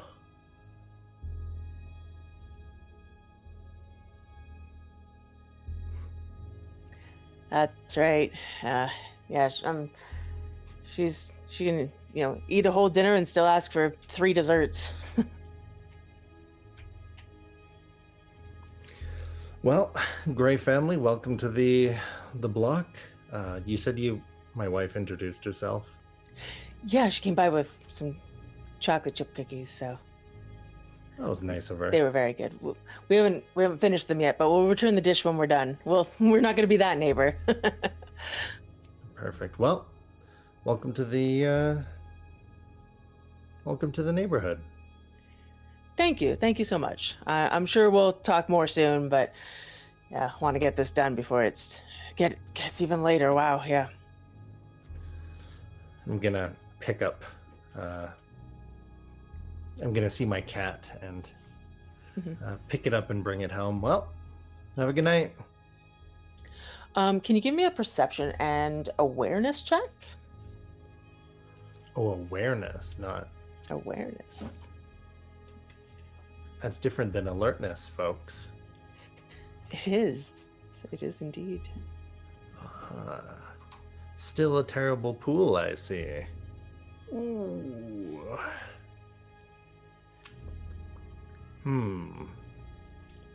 Well, I don't need to ask you what the difficulty is. I rolled a 2, and a 1. The difficulty was not 2, so that is in fact a botch. That's fine. You pick up your cat, you head back to the house. Am I crazy, Tiger, or were the Hendersons not packing? Oh, if he was leaving and he's bad at saying goodbyes, maybe he would have just wanted to give us the lawnmower.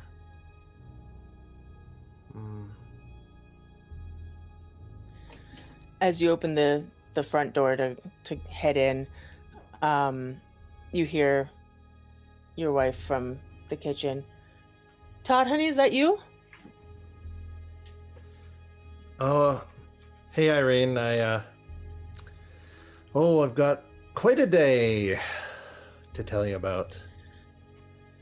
Yeah, she'll come out. She's drying her hands on a towel. That skytrain thing looked awful.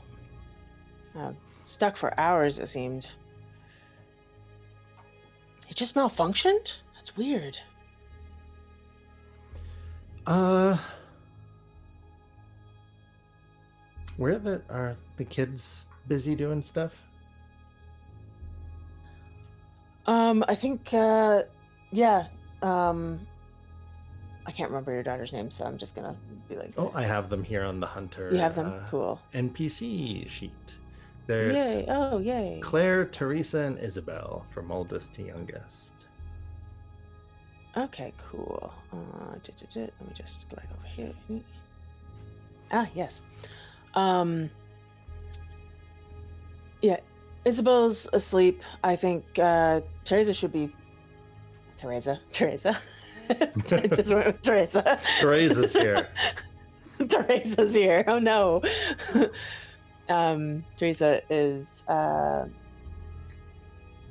having, or should have just finished up a bath and crawling into bed now. She got up a little. She got to stay up a little late because she, we were all worried and wanted to make sure you got out of the train okay. And Claire should be finishing homework in her room. I'm not. I'm. Oh, that. I see one of the cats is making a fuss. Would you say I'm bad at poker?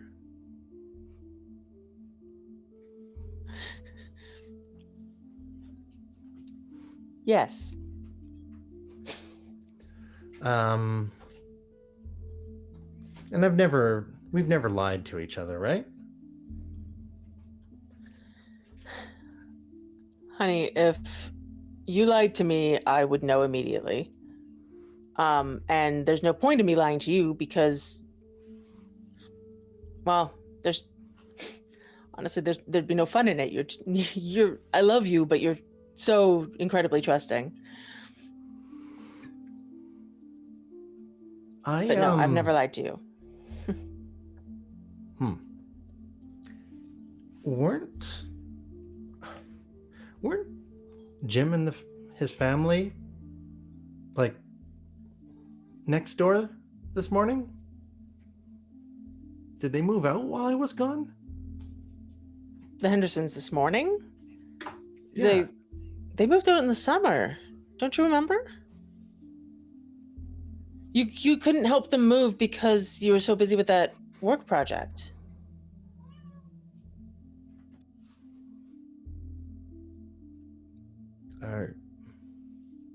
But like this, I brought his lawnmower over this morning. And last week we played pool. Did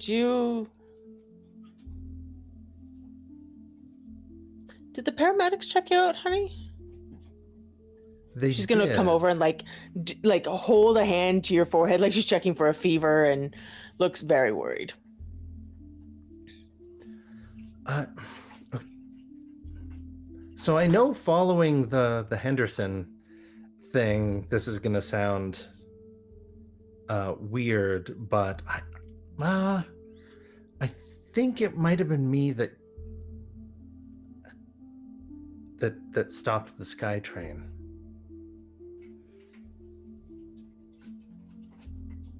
Yep, because they said the door malfunctioned and open, so if you stop the SkyTrain, that's a good thing, so nobody falls out. Well, I opened it. You opened the SkyTrain door? Why? Something happened and lights were flickering and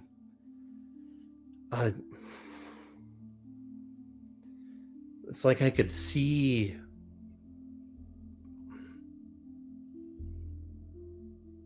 It sounds crazy, but it seemed like there were two monsters trying to eat this girl that was on.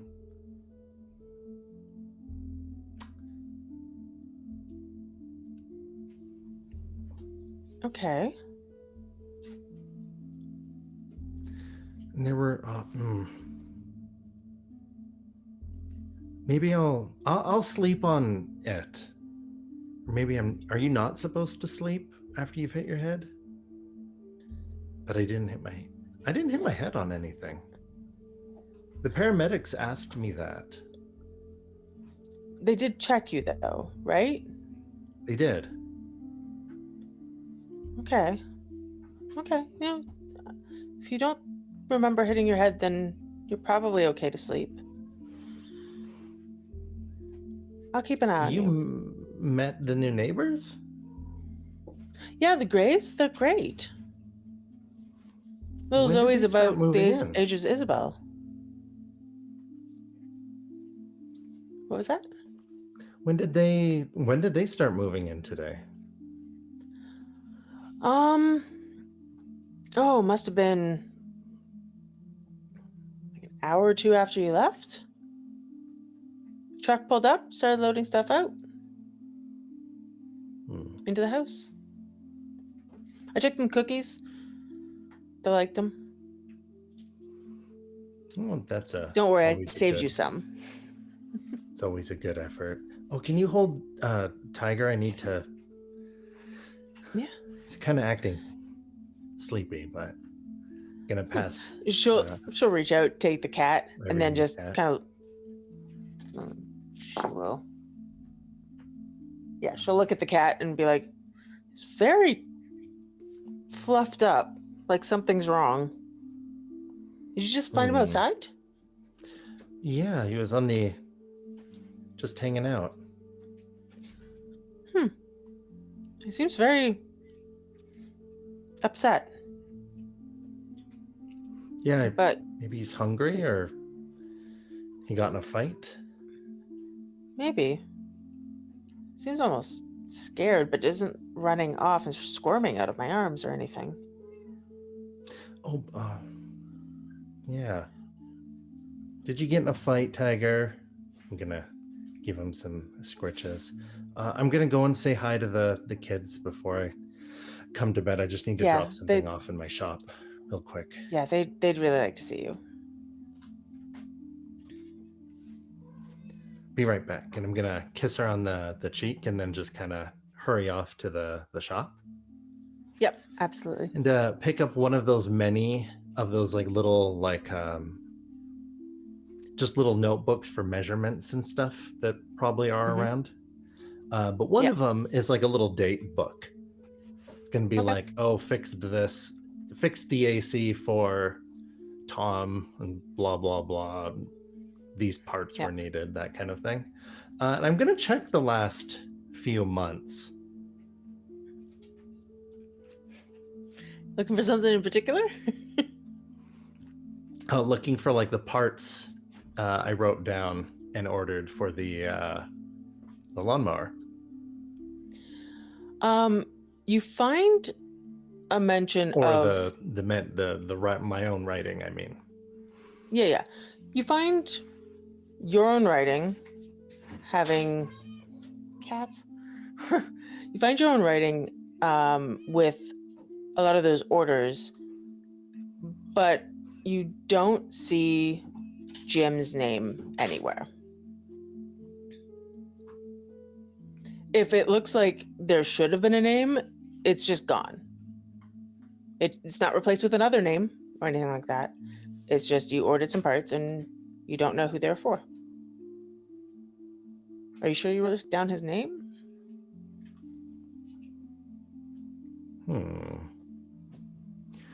Well, time to tell the kids that I'm okay. And is there a blank spot? Or is this no mention of ordering parts for? It looks like it's just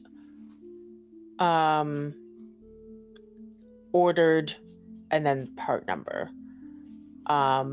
So the name would have been either at the beginning or the end. So it's no real obvious blank spot, but it does look a little, the kerning's off a little in your own writing. But no obvious eraser marks. Weird. Maybe I should go back to the... Maybe I should go back to the hospital. I'm gonna go back and be like, hey, honey, do you think I should go to the hospital? Are you okay? Like, are you feeling anything? She starts fussing over you a little. I thought I talked to Jim this morning. And Claire wanted to help fix the lawnmower. You two were working on a project this morning, but you wouldn't tell me what it was.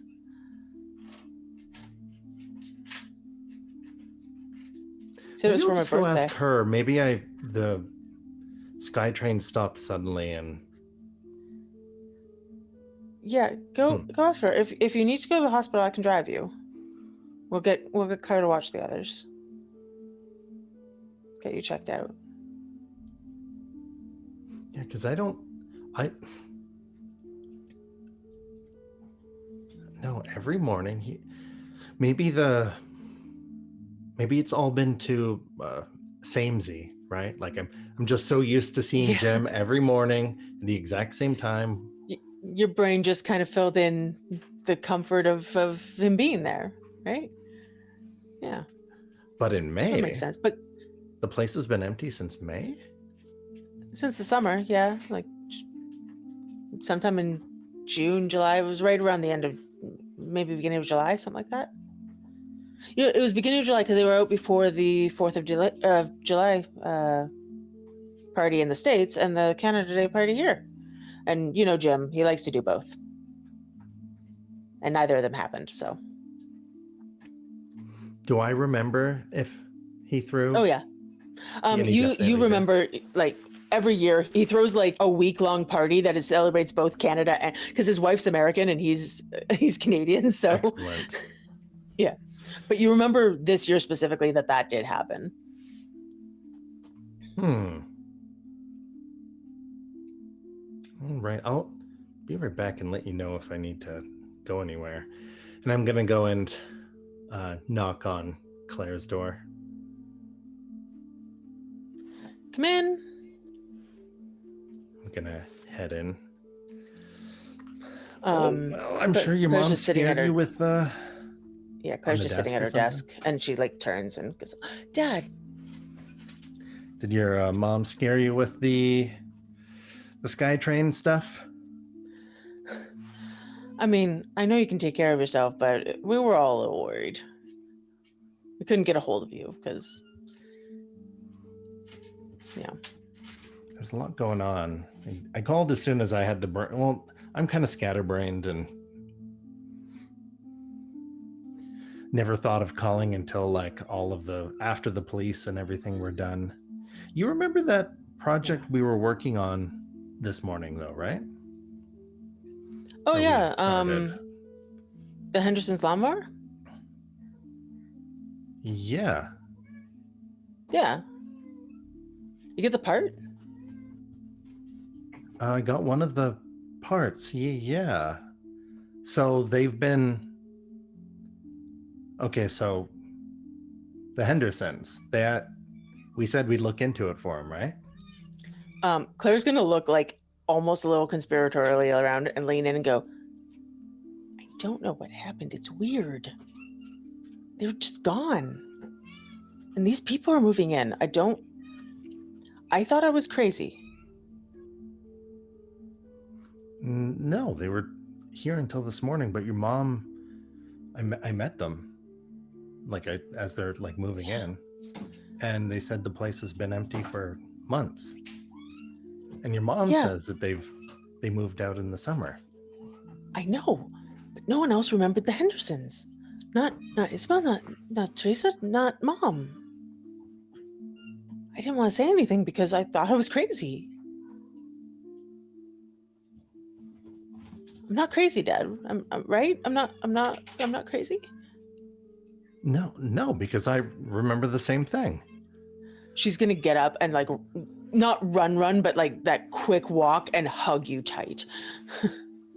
I'll give her the hug and be like, yeah, it's okay. Something's going on. Something's weird. In my day's weird too. Well, have the police been here today? No, not that I know of anyway. What the? So, do me a favor and write, the diary that, like, you hide from your sisters? Yeah. Write that you're not crazy in there and that, your dad believes you. And what the? Both of your sisters, Okay. though, too. Yeah. I think Mom went over with them to say hi, but I'd gone out with Selena, and when we came back, I didn't know that the Hendersons were gone until I came back. After you had left, I went out and then came back, and they were gone. None of their stuff was packed. None of their stuff was packed. They were working on the lawnmower. Yeah, they had their Christmas lights up. Yeah. Oh, do me a favor.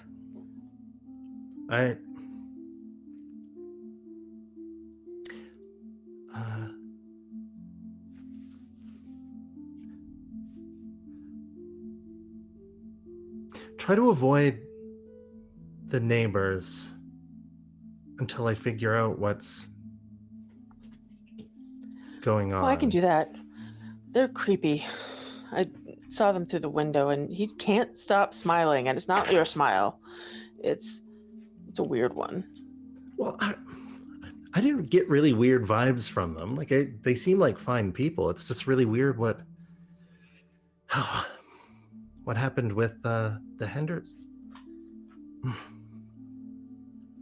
Maybe I'll get to the bottom of this. And I don't know why your mother, what happened there? I don't know. She went over to see what was going on, I guess, and she said she took some cookies, and when I came back, none of them remembered the Hendersons. Or, well, they remembered them, but said they moved out in the summer. Who went with your mother? The other two. Isabel and Teresa.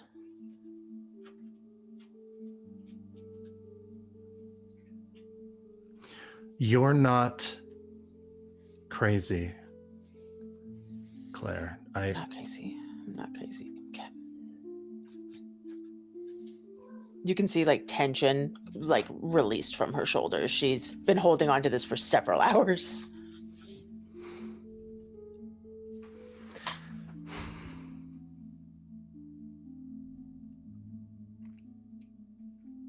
Get some sleep. I think I'm gonna have a talk with the neighbors. Be careful. I don't know what's going on, and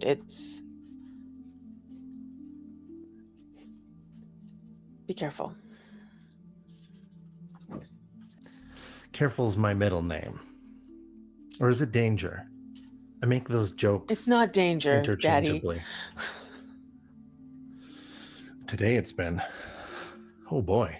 Well, don't keep it up. Be careful, okay? Yeah. Okay. Try to have a Thanks. good night. Thanks, Dad. She's gonna squeeze you tighter. It's the hug of a child who has seen too much, almost just that trying to hold on to something that's safe. And I'm immediately going to group text the two acquaintances I made once I closed the door.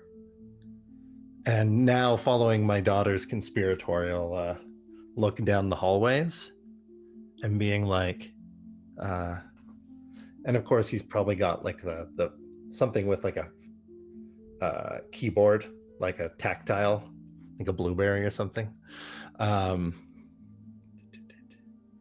And they're going to get the text, and it's going to say, anything weird at home? And then he's going to sign it Todd. Like a hyphen and then Todd. Are we allowed to reply right now, or does that wait? We are going to move to another one of you to see where you're at when that Okay. text comes through. Perfect. And we will move to Samuel. I just want to say, Oh crap! I just want to say that is such. I thought it was just my folks, but like that is such a dad thing to do. To do Sign what? your text messages. It's just like as soon as you said that, it was just like, oh, I felt that. Everybody took 1 point of willpower and damage. Yeah, right. Oh, I already used 2. Ow. Don't take more. Samuel, you have a key and you have a location. You head to the port, because I think I think you learned precisely what like terminal area it roughly is. Yeah. Yeah. Bunch of shipping containers in a particular area. You make your way over there. You're not far because the SkyTrain didn't stop far from where you needed to be anyway. Yay! That's a win. And you see that it's pretty empty. Most of the regular day is done. Maybe they don't have any shipping containers coming in or anything like that. It doesn't seem very busy. But you see that there is a vehicle gate and a like a pedestrian gate next to what looks like some sort of gatehouse with a guard.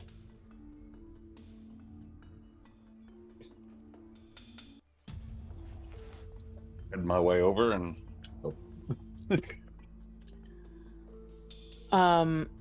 Did you just approach the guard? yeah. As you walk up, the guard looks up, kind of like nods his head up, and you hear the electronic gate, the pedestrian one, buzz open. And the guy just kind of shrugs. So it hasn't been that long since I left the train. About how long has it been? Since when? Sorry? Since we were discern? left the train. Yeah. But I had it for an hour. So Yeah, you still have it up. You'll have Okay, it up for cool. this entire scene, and then it'll drop. cool. You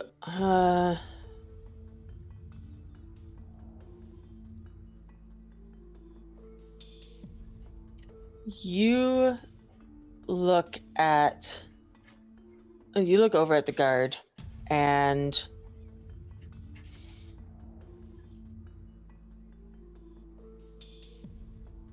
what feature would that be?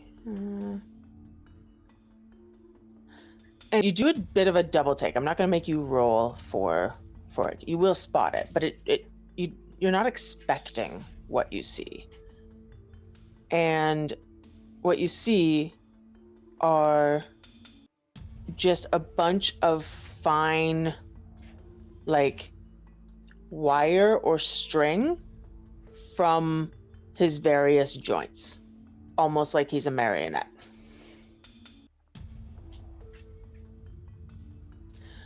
But do you walk to the pedestrian gate that's just been buzzed open? Yeah, I do a double take, but like give him a thumbs up. As you head towards it, the guard calls out, "Cutting it close tonight, Mr. Bishop.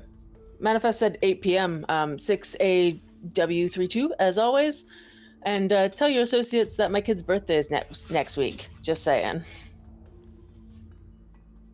Yeah. I'll let them know. Thanks. Appreciate it.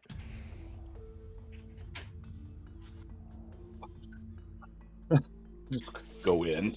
You have never Just met this muttering. man in your life. Nope, don't want to deal with it right now either. Fair enough. You go through the gate, and this is an area where normally pedestrians are not. They're allowed in a very small area. It's actually basically marked on the ground because it's too dangerous to walk through everything. There's forklifts usually driving around. There's vehicles. There's all sorts of nonsense happening. So pedestrians, like, unless you are authorized, you are required to stick to a very small area. But it's late at night. There aren't any of that. There's none of that happening. There are signs. Most of them are like, actually, give me an intelligence, and what are we going to use here? Intelligence and something. Investigation, maybe, or I could do that. you have dots in it. I have 4 dots in each. I have 2 specialties for them. Nice. Yeah, do intelligence and investigation. Will puzzle fiend or forensics apply to any of this? Puzzle fiend will. Cool. What difficulty? Let's say 7. Samuel must love trivia night. Oh, yeah. Todd can't wait to invite him. Who's like this? Assuming we'll make it to trivia night. When is it, like, you... in the next hour? Right. It takes you a second to recognize the patterns in what you're seeing and to put it together in a way that tells you roughly where you're going. So the what is it here? The 6 is birth 6, and so you see 5 and 6 where you are. So you have to head over towards birth 6. AW is you see letters on the ground depicting like an area, and then it's the 32nd storage unit, and it'll probably have a 32 on it in 6AW. So you fairly quickly puzzle that out. That's the puzzle fiend. And make your way over towards the container. You find number 32, and you have a key, and it has a lock on it. Cool. I'm gonna see if the key works. The key does work. It unlocks it, and the lock comes off, and you can open the door. Take off lock, open door. Cool. And just kind of very carefully peek in.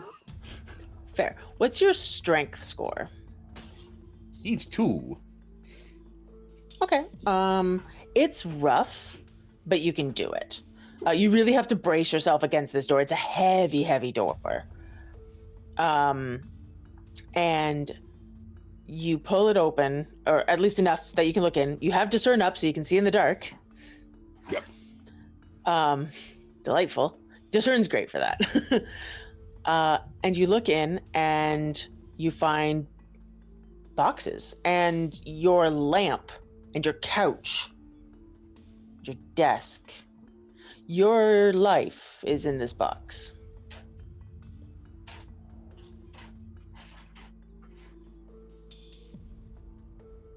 I start carefully looking around to see if I can find any notes I might be here, anything written that could help me to piece this all together.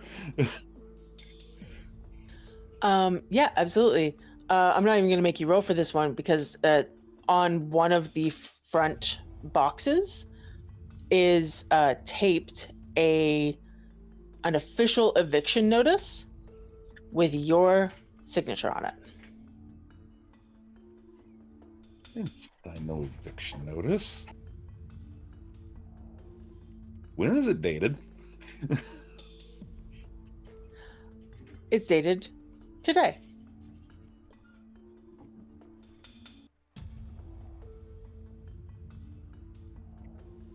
That makes no sense. I open the box to see what's in it.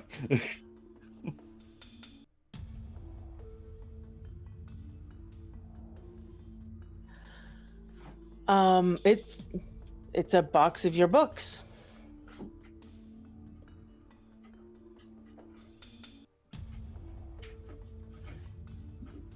I was just start going through all the boxes, see if I can find anything just really weird that shouldn't be here. As far as you can tell, everything here is yours. It's a little haphazardly packed, but like it was done in a hurry. But it's all here. As far as you can tell, anyway. But do give me a perception and alertness roll. What difficulty? Difficulty is 7. Boy. No, that's one of my successes, so just one success. Stupid one. Cool. You get just the briefest sound behind you of like the scuff of a boot on pavement.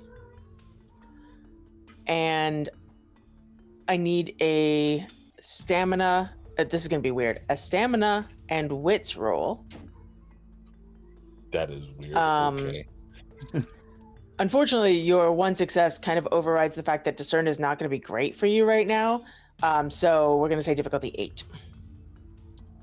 Oh, you got warning, but unfortunately it means you turned and are looking directly at what's about to happen. Yep. I still somehow manage one success. Nice. Okay, cool. You turn as you hear that, or you hear the sound, you turn. A almost comically blinding camera flash goes off. And for a moment, before your discern kicks back in and you're not actually blinded, but for a moment, everything's a bit sparkly and you can't really see, as you more surprised than anything. But you see this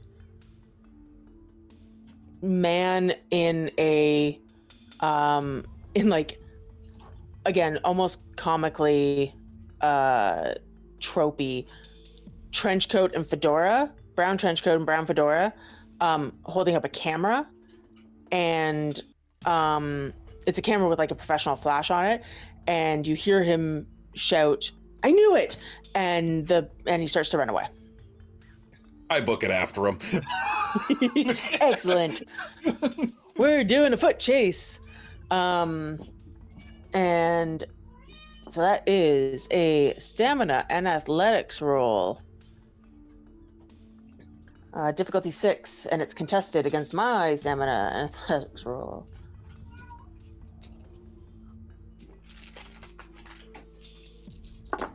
I wish I had specialties for everything. Oh well. Oh, nice. Oh, yeah. Oh, yeah. Wish I had specialties. Well, shit.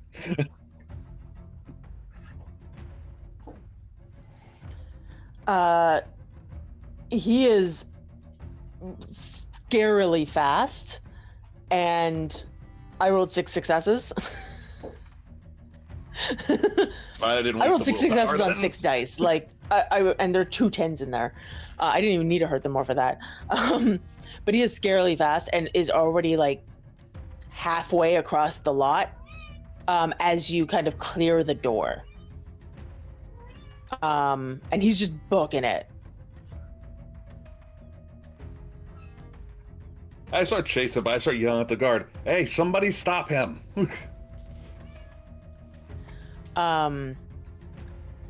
Yeah, absolutely. Let me just. Oh, okay. Yeah.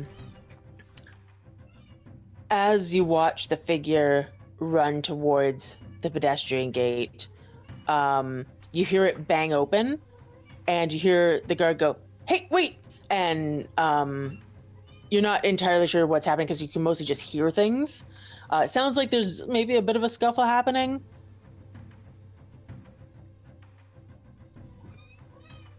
I head towards the gate and hope the guard did something at this point.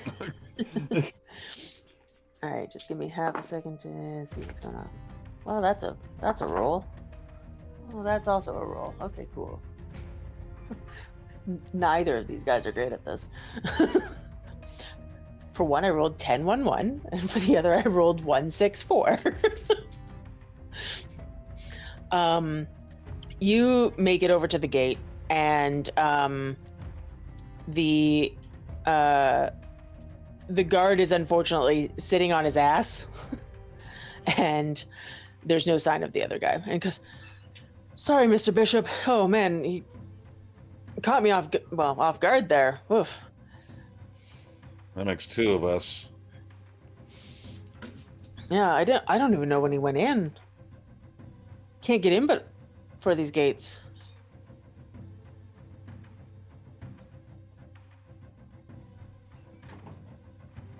Did you take anything? Took a picture of me. Picture? That's weird. Yeah, and it was a professional looking camera too. Did you happen to see if he had any identifying maybe who he worked for? I didn't see anything like that, but let me check and see if the cameras caught him. He's gonna go look at the cameras, and he backs it up. He like walks into the little guardhouse. You can see the monitors are facing away from like the window and stuff where he's talking to you out of. Like he doesn't close the door behind him, so you can just kind of move around to the door and just look at the cameras yourself. Yep. Cool. So yeah, he backs it up. You can't see him. You can't see this, whoever this person is, the camera guy. You can't see him leave because it's basically got a shot of his back, and then most of the scuffle takes place off. You can see the guard like get up to leave his little office, and then most of what happened was out of camera range. But he goes, "Okay, I might be able to find him when he comes in, though. It might take a little bit, Mr. Bishop. I don't know if you were done in there, or if you want to wait here, or just go do what you're doing, and I'll see if I can find it before you leave." Yeah, I'll go finish up what I'm doing. Sounds good. I'll keep an eye on this and see if I can find out when he came in, because it wasn't during my shift. Thank you. I appreciate it. As I try not to stare at the strings too much. Yeah, fair. You head back to the storage container, and the door is still open because you left in a hurry, but nothing looks disturbed. Like there's literally no one around. Yeah,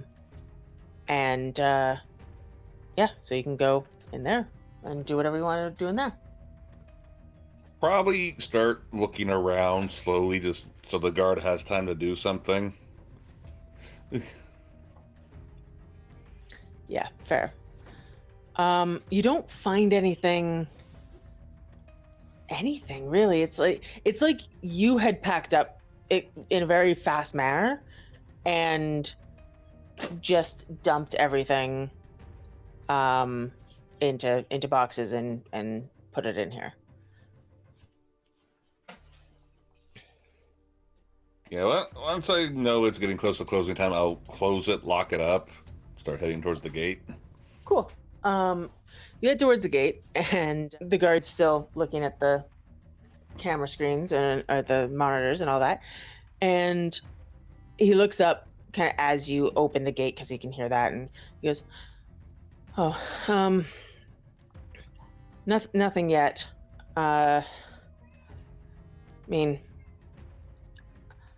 I went back. I went through my shift just to make sure that I didn't forget him, but he definitely didn't come in during my shift. And I've been here almost 6 hours now. So I sped through all of that. It was pretty easy. There aren't a lot of visitors during my shift. That's why I like it. But I just started going through the other shift, and as he's doing that and talking to you, it's still going back, and so you've come kind of around as he's talking so that you can see the screens again because he still hasn't closed the door. And as he's trying to talk to you and tell you what he's done, it's still reversing in the feed, and you spot the guy as he goes in, but then it's gone because the feed is still reversing very quickly. Wait, stop it. I just saw him. What? Oh. And he'll turn back around and he'll so forward? Yeah, go forward a little bit. He just showed up on the screen not too long ago. He'll like tap it forward by like a tap and just Maybe you know it's not that far, so you're afraid to like make him go faster because it's really not that far. He finally gets to it, and on the screen you can see this man in a young man, probably early 20s, like maybe 21, 22 tops, maybe even younger than that. He's got like little baby beard, like he can't quite grow a beard, but he's trying real hard. And he's got on a brown fedora and he's got on this brown trench coat. He doesn't seem to have any like insignia around his neck. He doesn't seem to present any insignia as you watch it through. There's no sound on these cameras. It's just video. But he seems to talk to the guard, which is not the guard that you're currently talking to. And the guard buzzes him in and he goes in, and you don't see a camera in this first part. But his trench coat is done up as opposed to when you saw him where his trench coat was open. So it could be like hanging around, the camera hanging around his neck under the trench coat or something like that. But you don't see him do anything in particular, but now you've seen his face more clearly, so you could recognize him. Yeah, so I look at his face, kind of study it so I can put it into my memory. Yeah. That's it's like, when you see your buddy, ask him why this dude showed up. Yeah, I'll do that. I'll have to write a report. I hate writing reports. Yeah, sorry. Looks like he was waiting for me. Well, you are a bit of a big deal. Wait, what? I mean, you're like important, right? That's why you have a whole shipping container. Yeah, that's why. Yeah, you're big up in Axiom, so. Then.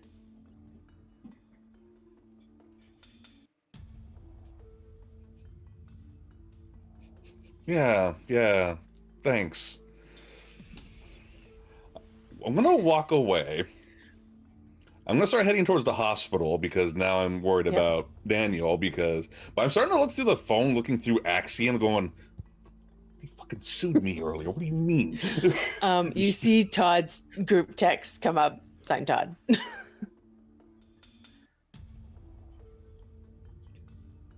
I see Todd. Oh, that's like, weird doesn't even begin to describe my day so far. I had a home, no longer do. I'm working at a company that sued me earlier today. And apparently, I have no fucking idea what's going on.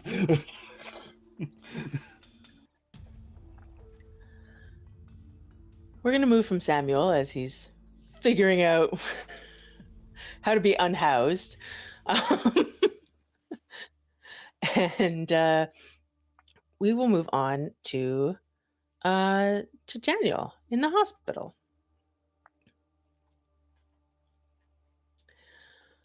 They take you into the ER, and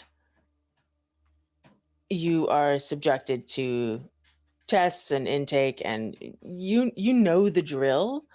And Jenna, they do take Jenna into an adjoining, like a the curtain next door, basically the bed next door. So she's close, but they have pulled the curtain up. But she's talking now, so she does answer their questions. And they do their tests on her as well. Can you give me a perception and awareness check? Difficulty of 4.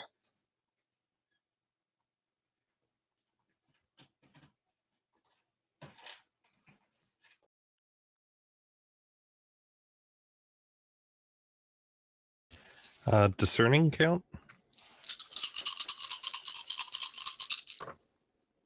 No, actually not for this one. Okay. Difficulty 4? Yeah. That'll be 5 successes. Cool. As the doctors and nurses are checking you over, you are going to be going for an MRI, but you also seem stable, so they want to do that, and they want to, make sure everything's all well and good, but they do seem to be kind of saying, like, these sorts of things can happen if you're, really stressed. Obviously, you were present at the train malfunction, so did you hit your head? And they're asking all of these kinds of questions, and you are answering them, and you blink, and it's like what happened in the train initially when you first saw the 2 men with Jenna and saw them for what they truly were. And you watch as nearby, because you can kind of see out into the hospital, even as people are asking you things and talking to you, you can see an old man coding, and doctors and nurses rush over to deal with that. The crash team goes over there, but as they work on him, you see a small black oily thing that's just like sitting on this man's chest, and there's a tendril that's disappearing into the old man's mouth as he dies, the man, as the crash team tries to work on him.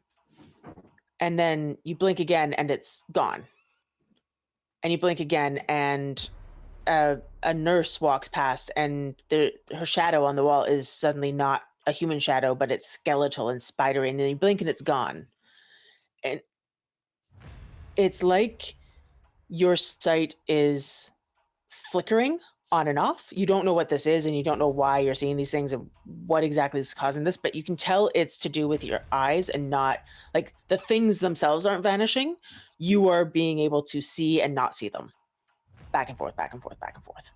And everywhere you look, there are things. Can I spend a point of conviction? You can spend a point of conviction and just have it on, yeah. Yeah, let's try that. Yep. You spend a point of conviction, your sight turns on, and you see it all. You see everything. You see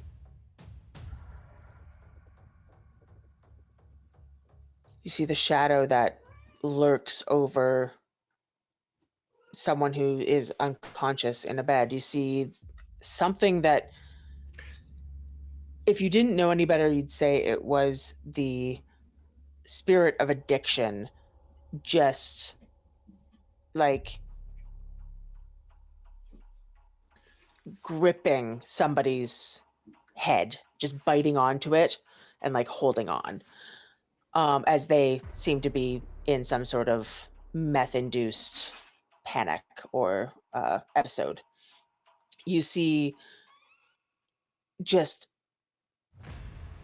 ghosts, you're not sure, and then you see, as the curtain is pulled back from where Jenna's bed is, and you look over, Jenna herself is fine, but just behind her is a very tall, unnervingly still man in like weirdly like a 1940 style hat, so like a fedora-esque, but tall, black suit, black hat, and he's just watching her.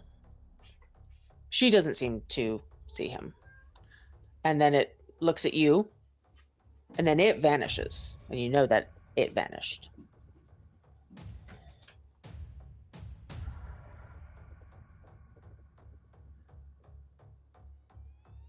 How soon can we get until we can get out of here? Well, let's see. You seem to be doing all right. We'd really like you to stay for that MRI, and I don't know how long that's going to take. She's cleared to go, though. Look, if the MRI's going to take a while, I know those things are backed up. I'm feeling okay. Can I make an appointment and come back for it later? Let me check with the MRI team, but we have done that before, so I'm going to say probably. Just let me check, because they don't like it when we schedule appointments without them knowing. Yeah. That sounds good. One second. Just the nurse to will be head. clear, Mm-hmm.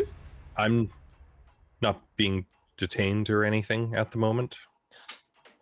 I mean, you'll probably have to sign against medical advice. Just you left, but you do have an appointment, so that's just for covering, us and malpractice and all that. That we didn't just let you go without checking you. If you want to go, that's all you have to sign, and you're good. Okay. Yeah. No, Okay, just let's see what you come back with. I'll make that call. And the nurse goes off to the nurse's station and gets on the phone. Jenna looks over at you and goes, we can go soon? We'll go soon.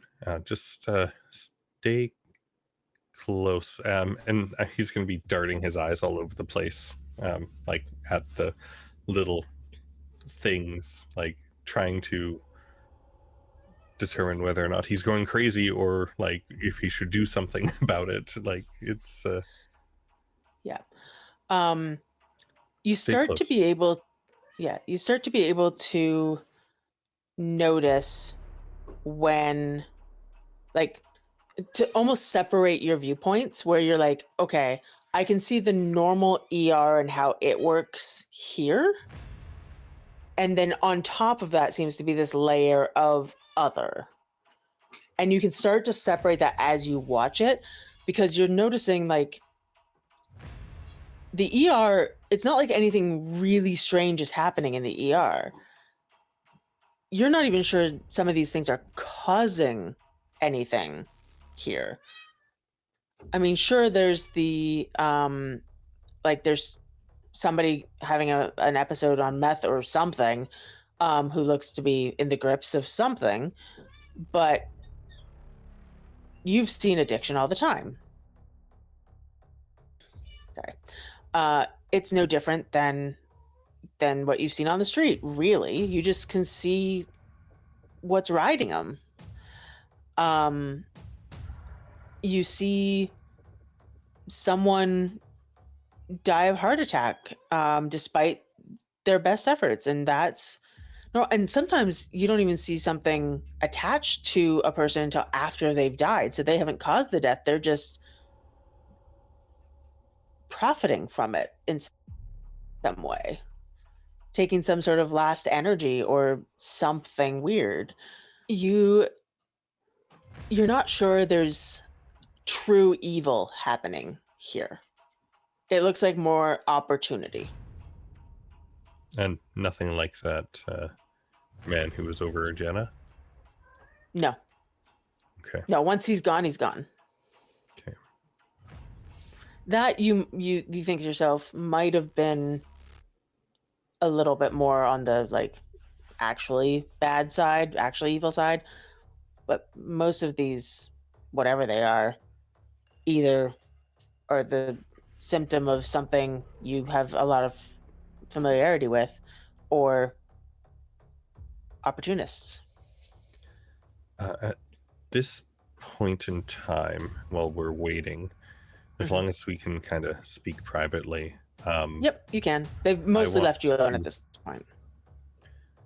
I want to try and use the knowledge that I have of this situation and try to think of what's going to be next and what kind of answers I can give to get us out of here sooner. Absolutely. You have medicine. Sure do. So please roll me your intelligence and medicine. 2 at 6. Yeah, cool. 2 at 6. Yeah, you can absolutely, like, you know how to answer questions, like, especially if you don't think they're going to give you a psych eval, but because you haven't said anything like ridiculous. Yeah, I think for the most part, actually, not being completely in on the plan, his responses would have been like, I don't know what happened. I blacked out. Yep. I don't know what happened. Which is also kind of true because I really don't know what the hell I saw. Right, exactly. And they're okay with those answers. Like, yeah, that's not, I saw a vision of a city on fire, right? Like, none of that is what you have said. And so they and they've done all of the tests they can to clear you in every way except the MRI. And so you're pretty sure that as long as you don't kind of slip up now, you're probably going to be able to get out of here. If only because you also look around the room and you see just how busy things are. Again, it's something you're familiar with, but you think you can use that to your advantage as well, and you basically have already. So you've kind of said all the right things. You just need to wait a minute, and the nurse comes back with some paperwork and goes, okay, so they've got a last minute appointment slot at 2 p.m. tomorrow. I need you to sign here saying that you are leaving against medical advice, but it's only just because there's a note on there about having an appointment for an MRI because they're backed up. But here is a list of symptoms you should keep an eye on. Please give that. She's actually going to look over at Jen and go, are you going to be with him? Somebody, not you, should have this list so that they can see if you have any symptoms. And if you have any symptoms, come back immediately. Call 911, get an ambulance, come back immediately, okay? Okay. And she'll get you to sign off things and hand you a little card with your MRI appointment on it and the piece of paper with all the symptoms that you should keep an eye out for. And as she's saying this and as you look at her, you see this with that extra layer of sight. You see this shadow kind of over her. Not an oily sheen like I was describing earlier, but just a shadow of something kind of hanging around her. And you actually look at her a little bit more closely and you can see the shadows under her eyes and you think it's exhaustion. Just some sort of being of exhaustion or something feeding off her if you had to put a name to it. All right. Well, I'll get out of your way and get some rest when you can. Thanks. These places don't sleep, so I tend not to either. But take care of yourself, okay? And thanks for being one of the good patients. She looks over at the meth head just banging bedpans together. Just over there. Yeah, addiction's never fun. Yeah. Okay. And you and Jen are free to go. I'll say to her, it's like, let's get back to let's get to the shelter. And I don't know. I never really found out what your home situation was like that you had to run away, but you sure that's not the safe place for you right now? No, it's not. You don't have to tell me what you don't feel comfortable. It's okay. I don't want to Okay. drag that up. Yeah. I just wanted to. If you don't feel safe, then it's not. Let's get you to. Let's get you to the church. Okay. Thank you. Yeah. And she will follow you back to the downtown east side. Just as a point of more question than anything, at any point in the next little while, are you planning to retrieve your bike from the station where you threw it? Honestly, I don't think it's there. I will probably go not. by to check if there's the opportunity to do that along the way. However, his main priority right now is getting her to a place where he feels is safe, and then maybe after she's there, go back, take a look, even if it's a bit of a lost cause. Yeah, it's probably gone. Just curious, but cool. You head off, and now we're gonna go see Colt. Oh, it's you! Surprise! It's me. Yeah. I can remove all of this if you had taken path 1, but now path 2. Sorry.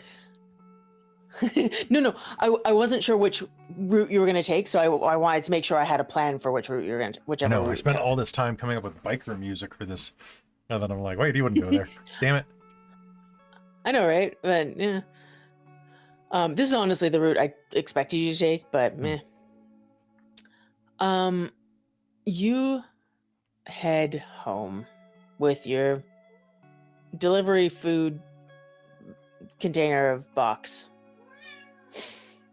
and a cat that's just following you down the street. It's just the next door neighbor's cat. Hold on, checks notes. It is. God, I have a lot of notes. It is obviously the Sing's cat. Yeah, it's Priya and Amon's cat. Yeah. Of course, yeah. It really likes you and is just like it seeks meowing me at out. you as you walk down the street. It's a dumb pun, but I like it. Well, now my stomach's growling. That's good too. Anyway. Do you want something out of my container of food? Nom nom nom. Memories, delicious. Memories, and Delicious probably one of my wife's memories. protein bars. And cats. Memories. Sorry. So many pictures. My brain pattern recognition has just gone haywire. So many pictures of cats in that box. So many. Mostly just the because, musical cats, though. Yeah, because his wife was in a review of Cats. Yeah, there we go. Like in college. She's very proud of it. Perfect. So you head towards your home, and it's late. Once you get there, you realize you wouldn't have gotten home before she said she would get home, and she's not home because she would always leave a light on for you.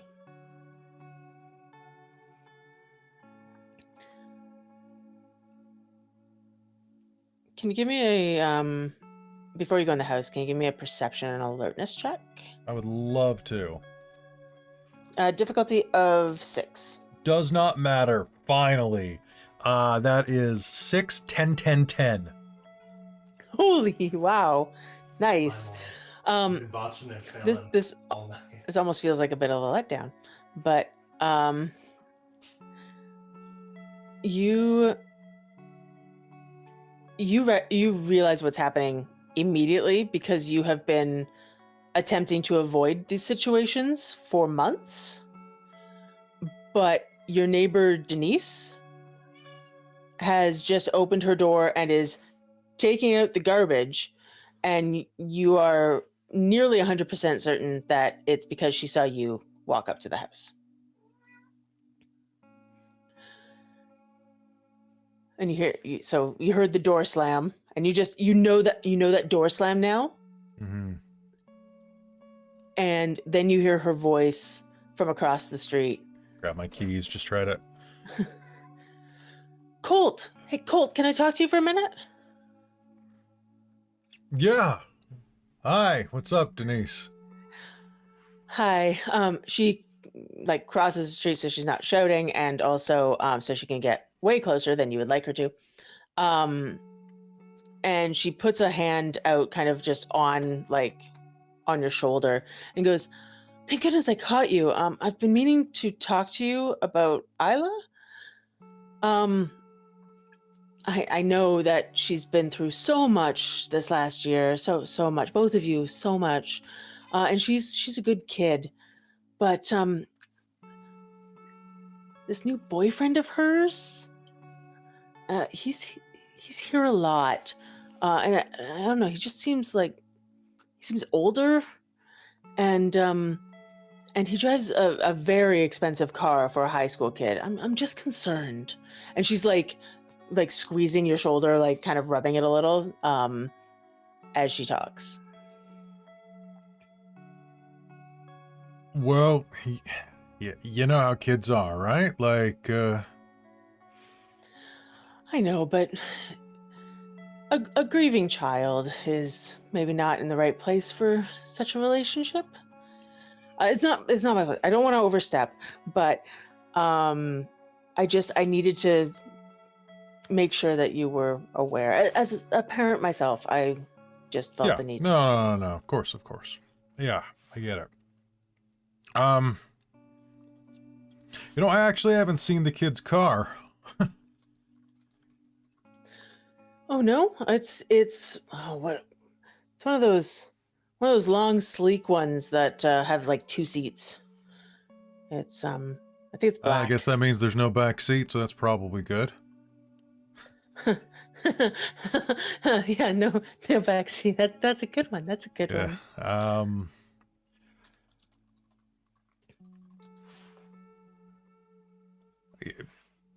I appreciate your concern. Taking out the trash kind of late, though, aren't you? It's like almost 11. Oh yeah, well, I don't like it being in the house, and dinner had a bit of garbage that came with it, so I just had to take it out. Oh yeah, it happens. Okay, well, I'm just glad I could. This didn't seem like a texting thing, and also I don't have your number. Well, we've got the neighborhood. What's the app called? I'm not good with that kind of stuff. The neighborhood app. The watch app. Yeah. Yeah, Watchdogs or whatever it is. Yeah. I don't know. Yeah, Harper was the one that used to handle all that stuff. I don't know. I'm the guy that gets called if you need something fixed or right. Yeah. know. Well, I'll be sure to remember that. You have a good night now. And she. Yeah, I should probably get in before this gets cold. Hold up the bag of delivery food. Oh, are you delivering on the side? No, I just helps it stay warm on the way home. Oh, I've never thought of trying that. You can just buy those? Honestly, the guy just gave me one. Oh, well, aren't you the lucky one? Hey, look, it's this thing's cat. Oh, yeah. Really likes you.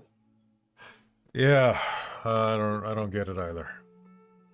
But Yeah, I appreciate it. Thank you. Have a good night, okay? You too. She very distinctly waits for you to take the first step back, and then she'll go. She won't have to wait long. Yeah. She will head back towards the door, but she like lingers at the gate and watches you a little, and then but you just go in. So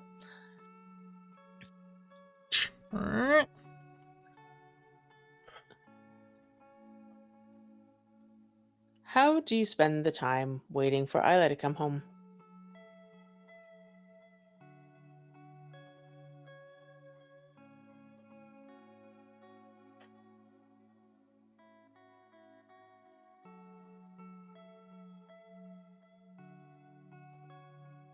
You knew about this, didn't you? This is something that you...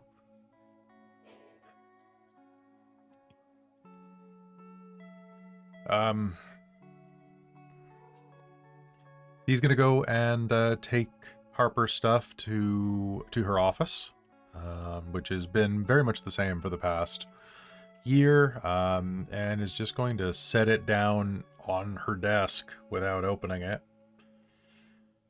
Okay, without opening the food delivery or at all? Yeah, I mean, it's just stuff from work. Like, there's...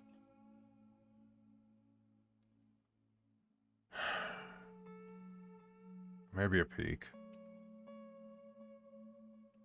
He'll unzip it and start slowly unpacking parts of it. Cats. Oh, you're making me pull up the notes I have on that. Good job. Ha! See how you like it. The thing is, I had it for the last episode just in case, but come on, load, please. That's a cowboy idol guitar. Let's not. We're not That's going the there. music he puts on as he grabs a cold Suddenly one we're in from the cold fridge. iron. No, that's his comfort music. Yeah, he puts on his favorite actual play, and There we go. In game, what's it? Whatever it's called. breaking the fourth wall, just breaking the hell out of that wall. Yeah, nerd stories Woo. or something like that. Something Yeah, like yeah. that. Nerd stories. Nerd stories. You sift through the box, and there are a few things that you wouldn't necessarily normally keep, but at least for now, you don't know what to do with them, really. Throwing them out seems wrong, but you also don't really need to keep them. So you have what I mentioned before, which was the coffee mug that says "World's Okayest Mom" that Isla had given her last year, or the year before she died, I should say. There's a framed photo of you and a much younger Isla. There's a half-used bottle of her favorite perfume, and the scent just hits you. Yep, that's where he's out. Yeah. As you go to put the perfume bottle down so that you don't break it, you see one thing at the top of the box that you just... it's not Harper's. It looks like a little kind of dirty, really worn journal. Great, they threw in a prop. Flip You it open it? open. Yeah, it's probably a prop from the show. Yeah, that's it. So, it's half full of handwriting. It's tiny, cramped, just like obsessively spidery scrawl that covers the first half of this book. The entire page will be written on. And as you read through, and I will happily provide this to you after game. As you read through, you read things you never expected to read. There's a page about weird things in Vancouver. Like, there aren't titles, but as you decipher the script, you can see, Vancouver General Hospital, it just says the larder next to it. There's Port of Vancouver that says the mouth, and there's like a little map that's a really well drawn map of Vancouver, actually. And you turn the page and you see an entire block of text that just reads, "You're trying to read the old book. The language is dead. You have to learn the new one. The new one is the itch between your shoulder blades. The new one is the cold in your gut when the room goes quiet. The new one is the sudden screaming animal truth that tells you to run." And it just continues kind of like that. And another page, you see things called leeches that it talks about, or howlers or skin riders, and locations for these things. And then you turn another page and you see a checklist. And it's a to-do list that just reads like normal things like bread and batteries, AA. And then you see lie, 2 bags, salt, rock, and then find the new vessels, must be broken, must be strong. The one who lost his anchor, and then a number next to it. That looks like your phone number. The one who lost his law, there's another phone number. The one who lost his world, another one. And the one who lost his brother, a number you don't recognize. Prepare the test, insert the catalyst, bring the pressure, deliver the message, report to the cracked bell, tell them the new ones are awake. And I think that's where we're going to end game.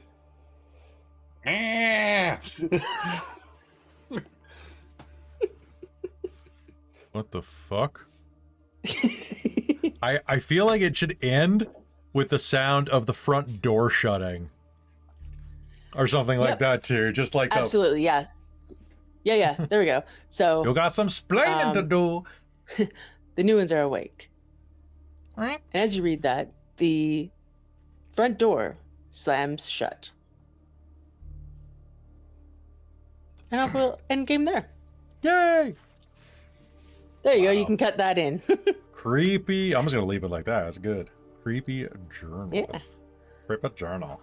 Creepy journal. What journal do you Cryptid got? journal? Cryptid journal? It's built. It's you know what? It's got how many fingers? Is there a handprint on the front? Does it have 6 fingers? No, it's just okay. plain. We're not up against Bill Cipher. Okay. That's probably good for us, right? Yeah, it's probably for the best. Also, I'm going to say this now, but Kelly, you can take this now. If any of the rest of you read this book, you can get 1 point in any of the following skills. And I will give you this list after. All right. Yeah, any of the following abilities. Streetwise, occult, intuition, survival, occult, those are the ones. Occult, intuition, survival, streetwise. Those are the ones. Is that if we don't already have a dot? Or If you're already maxed, just choose a different one. And then if you have any space, you gain a dot in whatever one you want. It can be your 4th level occult dot. Yeah. I will gain a point of occult. Yay. It does partly depend on what page you read, but if you just read the whole thing, I just give you one of those. I think there was actually another one I wanted in there and I just didn't write it down. So I'll refine that. But you do get an ability dot from reading this book. Demolitions. I did have a quick game mechanic question. When you spend a point of conviction, like because my conviction went down to 3 because I went up. So now I'm at 2. You're at 2 until I tell you it resets, and it usually resets itself like chapter kind of thing. Cool. But you can then risk 1 to bump it up or whatever, or do something very in line with your creed because I think there's a whole bunch of ways to gain and lose conviction. I can't remember them all. So yeah. So it's not like willpower where it's like you spend temporary willpower. You No, you definitely spend what you have.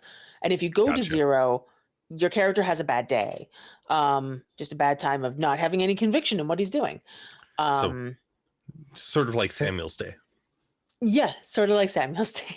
Samuel's no good, Hey. very bad day. I have conviction. I'm just very fucking confused. 'Cause That's apparently exactly work what for I the- wanted out of episode 2. Yay. Yeah. Does Apparently, my I comment- sued myself. What? Traz, I was gonna say, does my comment earlier about what you sent me make any more sense? When I was just like, I'm not gonna comment on this. You should Just look a at bit. that meme. Just a bit. Yeah. I'm just like, Plot twist, and his character It's like, also took his own no. picture. no, how dare you? What The moment was you got really to funny? Todd, when the moment you got to Todd, and I started listening, I'm like, oh fuck. What was funny about you sending me that meme was that because it was a good meme, but I read it and then an hour before that I had decided on your plot for this game, and I was like, oh, Traz, you're just guessing the plot. Good job. Yeah, I'll send them in our chat because I'm just like, huh. Yeah. Huh. Right. We got almost halfway through what I wanted to get through tonight, which is good. Yeah. I wanted you to choose the scenery a bit more, so that's fine. Ain't that the way though? Yeah, and some of this other stuff I can trim. Like, it's not a huge deal. It was like that just seemed like a good place to end it, and otherwise so. I was gonna have to have a whole other scene with you. So so yeah, there's that. It's all good. But yeah, cool. Thanks. I hope you enjoyed game. I'm going to Good. give you guys Very much. 3 experience, and I believe the chat gave you 2 or 3. I can't remember. 2 I think 2 for a Two. for a total of Yeah. 5. You could have That- 17. And yeah, Well, Jen, yeah, and thank you we for will running. be back with Hunter in a couple weeks and stuff. And We you're will. welcome. In the meanwhile, Yeah. everybody, big thank you to everybody who supports us on Patreon, because Patreon is where you're going to go. If you like Hunter a lot, join the Patreon and tell us that Jen needs to run a Patreon game when this is done, because she's done it once, she'll do it again, folks. Join the Patreon and see if you can convince her. Join the ranks of our divine producers, my mom and Shaikon Dave Vermillion and Solomon, our wizards of the Patreon, Tammy the Forever Cleric, the Ink Goblin, Krasha Urquhart, and Big Nut, our monster maker Laruk, and our High Council, Taryn, Amberthist, Raven with Baubles, Chef Eladeth, Sorcerer Sanguine, Brian Kaler, Nerdy Metal Gent, Nihilist, Cookiemon Steve, Iron Warrior X, and our patrons of the arts, Eastside Rider and Nacro the Strawhead Devil. And hey, while you are doing really cool stuff, be sure to like this video, share it around with your friends, leave a comment, and if you are looking to get some dice, go to our sponsor, Bookworm Games. They also help keep us on the air, and they are just like super cool people. Go to bookwormgames.com. You can save 15% on your order with code DorkTales. They're awesome. Back to you, Jen. Yes, thank you so much for joining us. I've been having so much fun with this game, and I can't wait to continue it on in a couple of weeks. Yeah, I mean, I already have a couple of ideas for other games in the tank, but yeah, convince me by joining Patreon. That's how that works. Doesn't hurt. All right. Not unlike everything else We're- that Jen does. Yeah. It all hurts. Have a good night, everyone, and thank you so much for joining us on this weird ass adventure.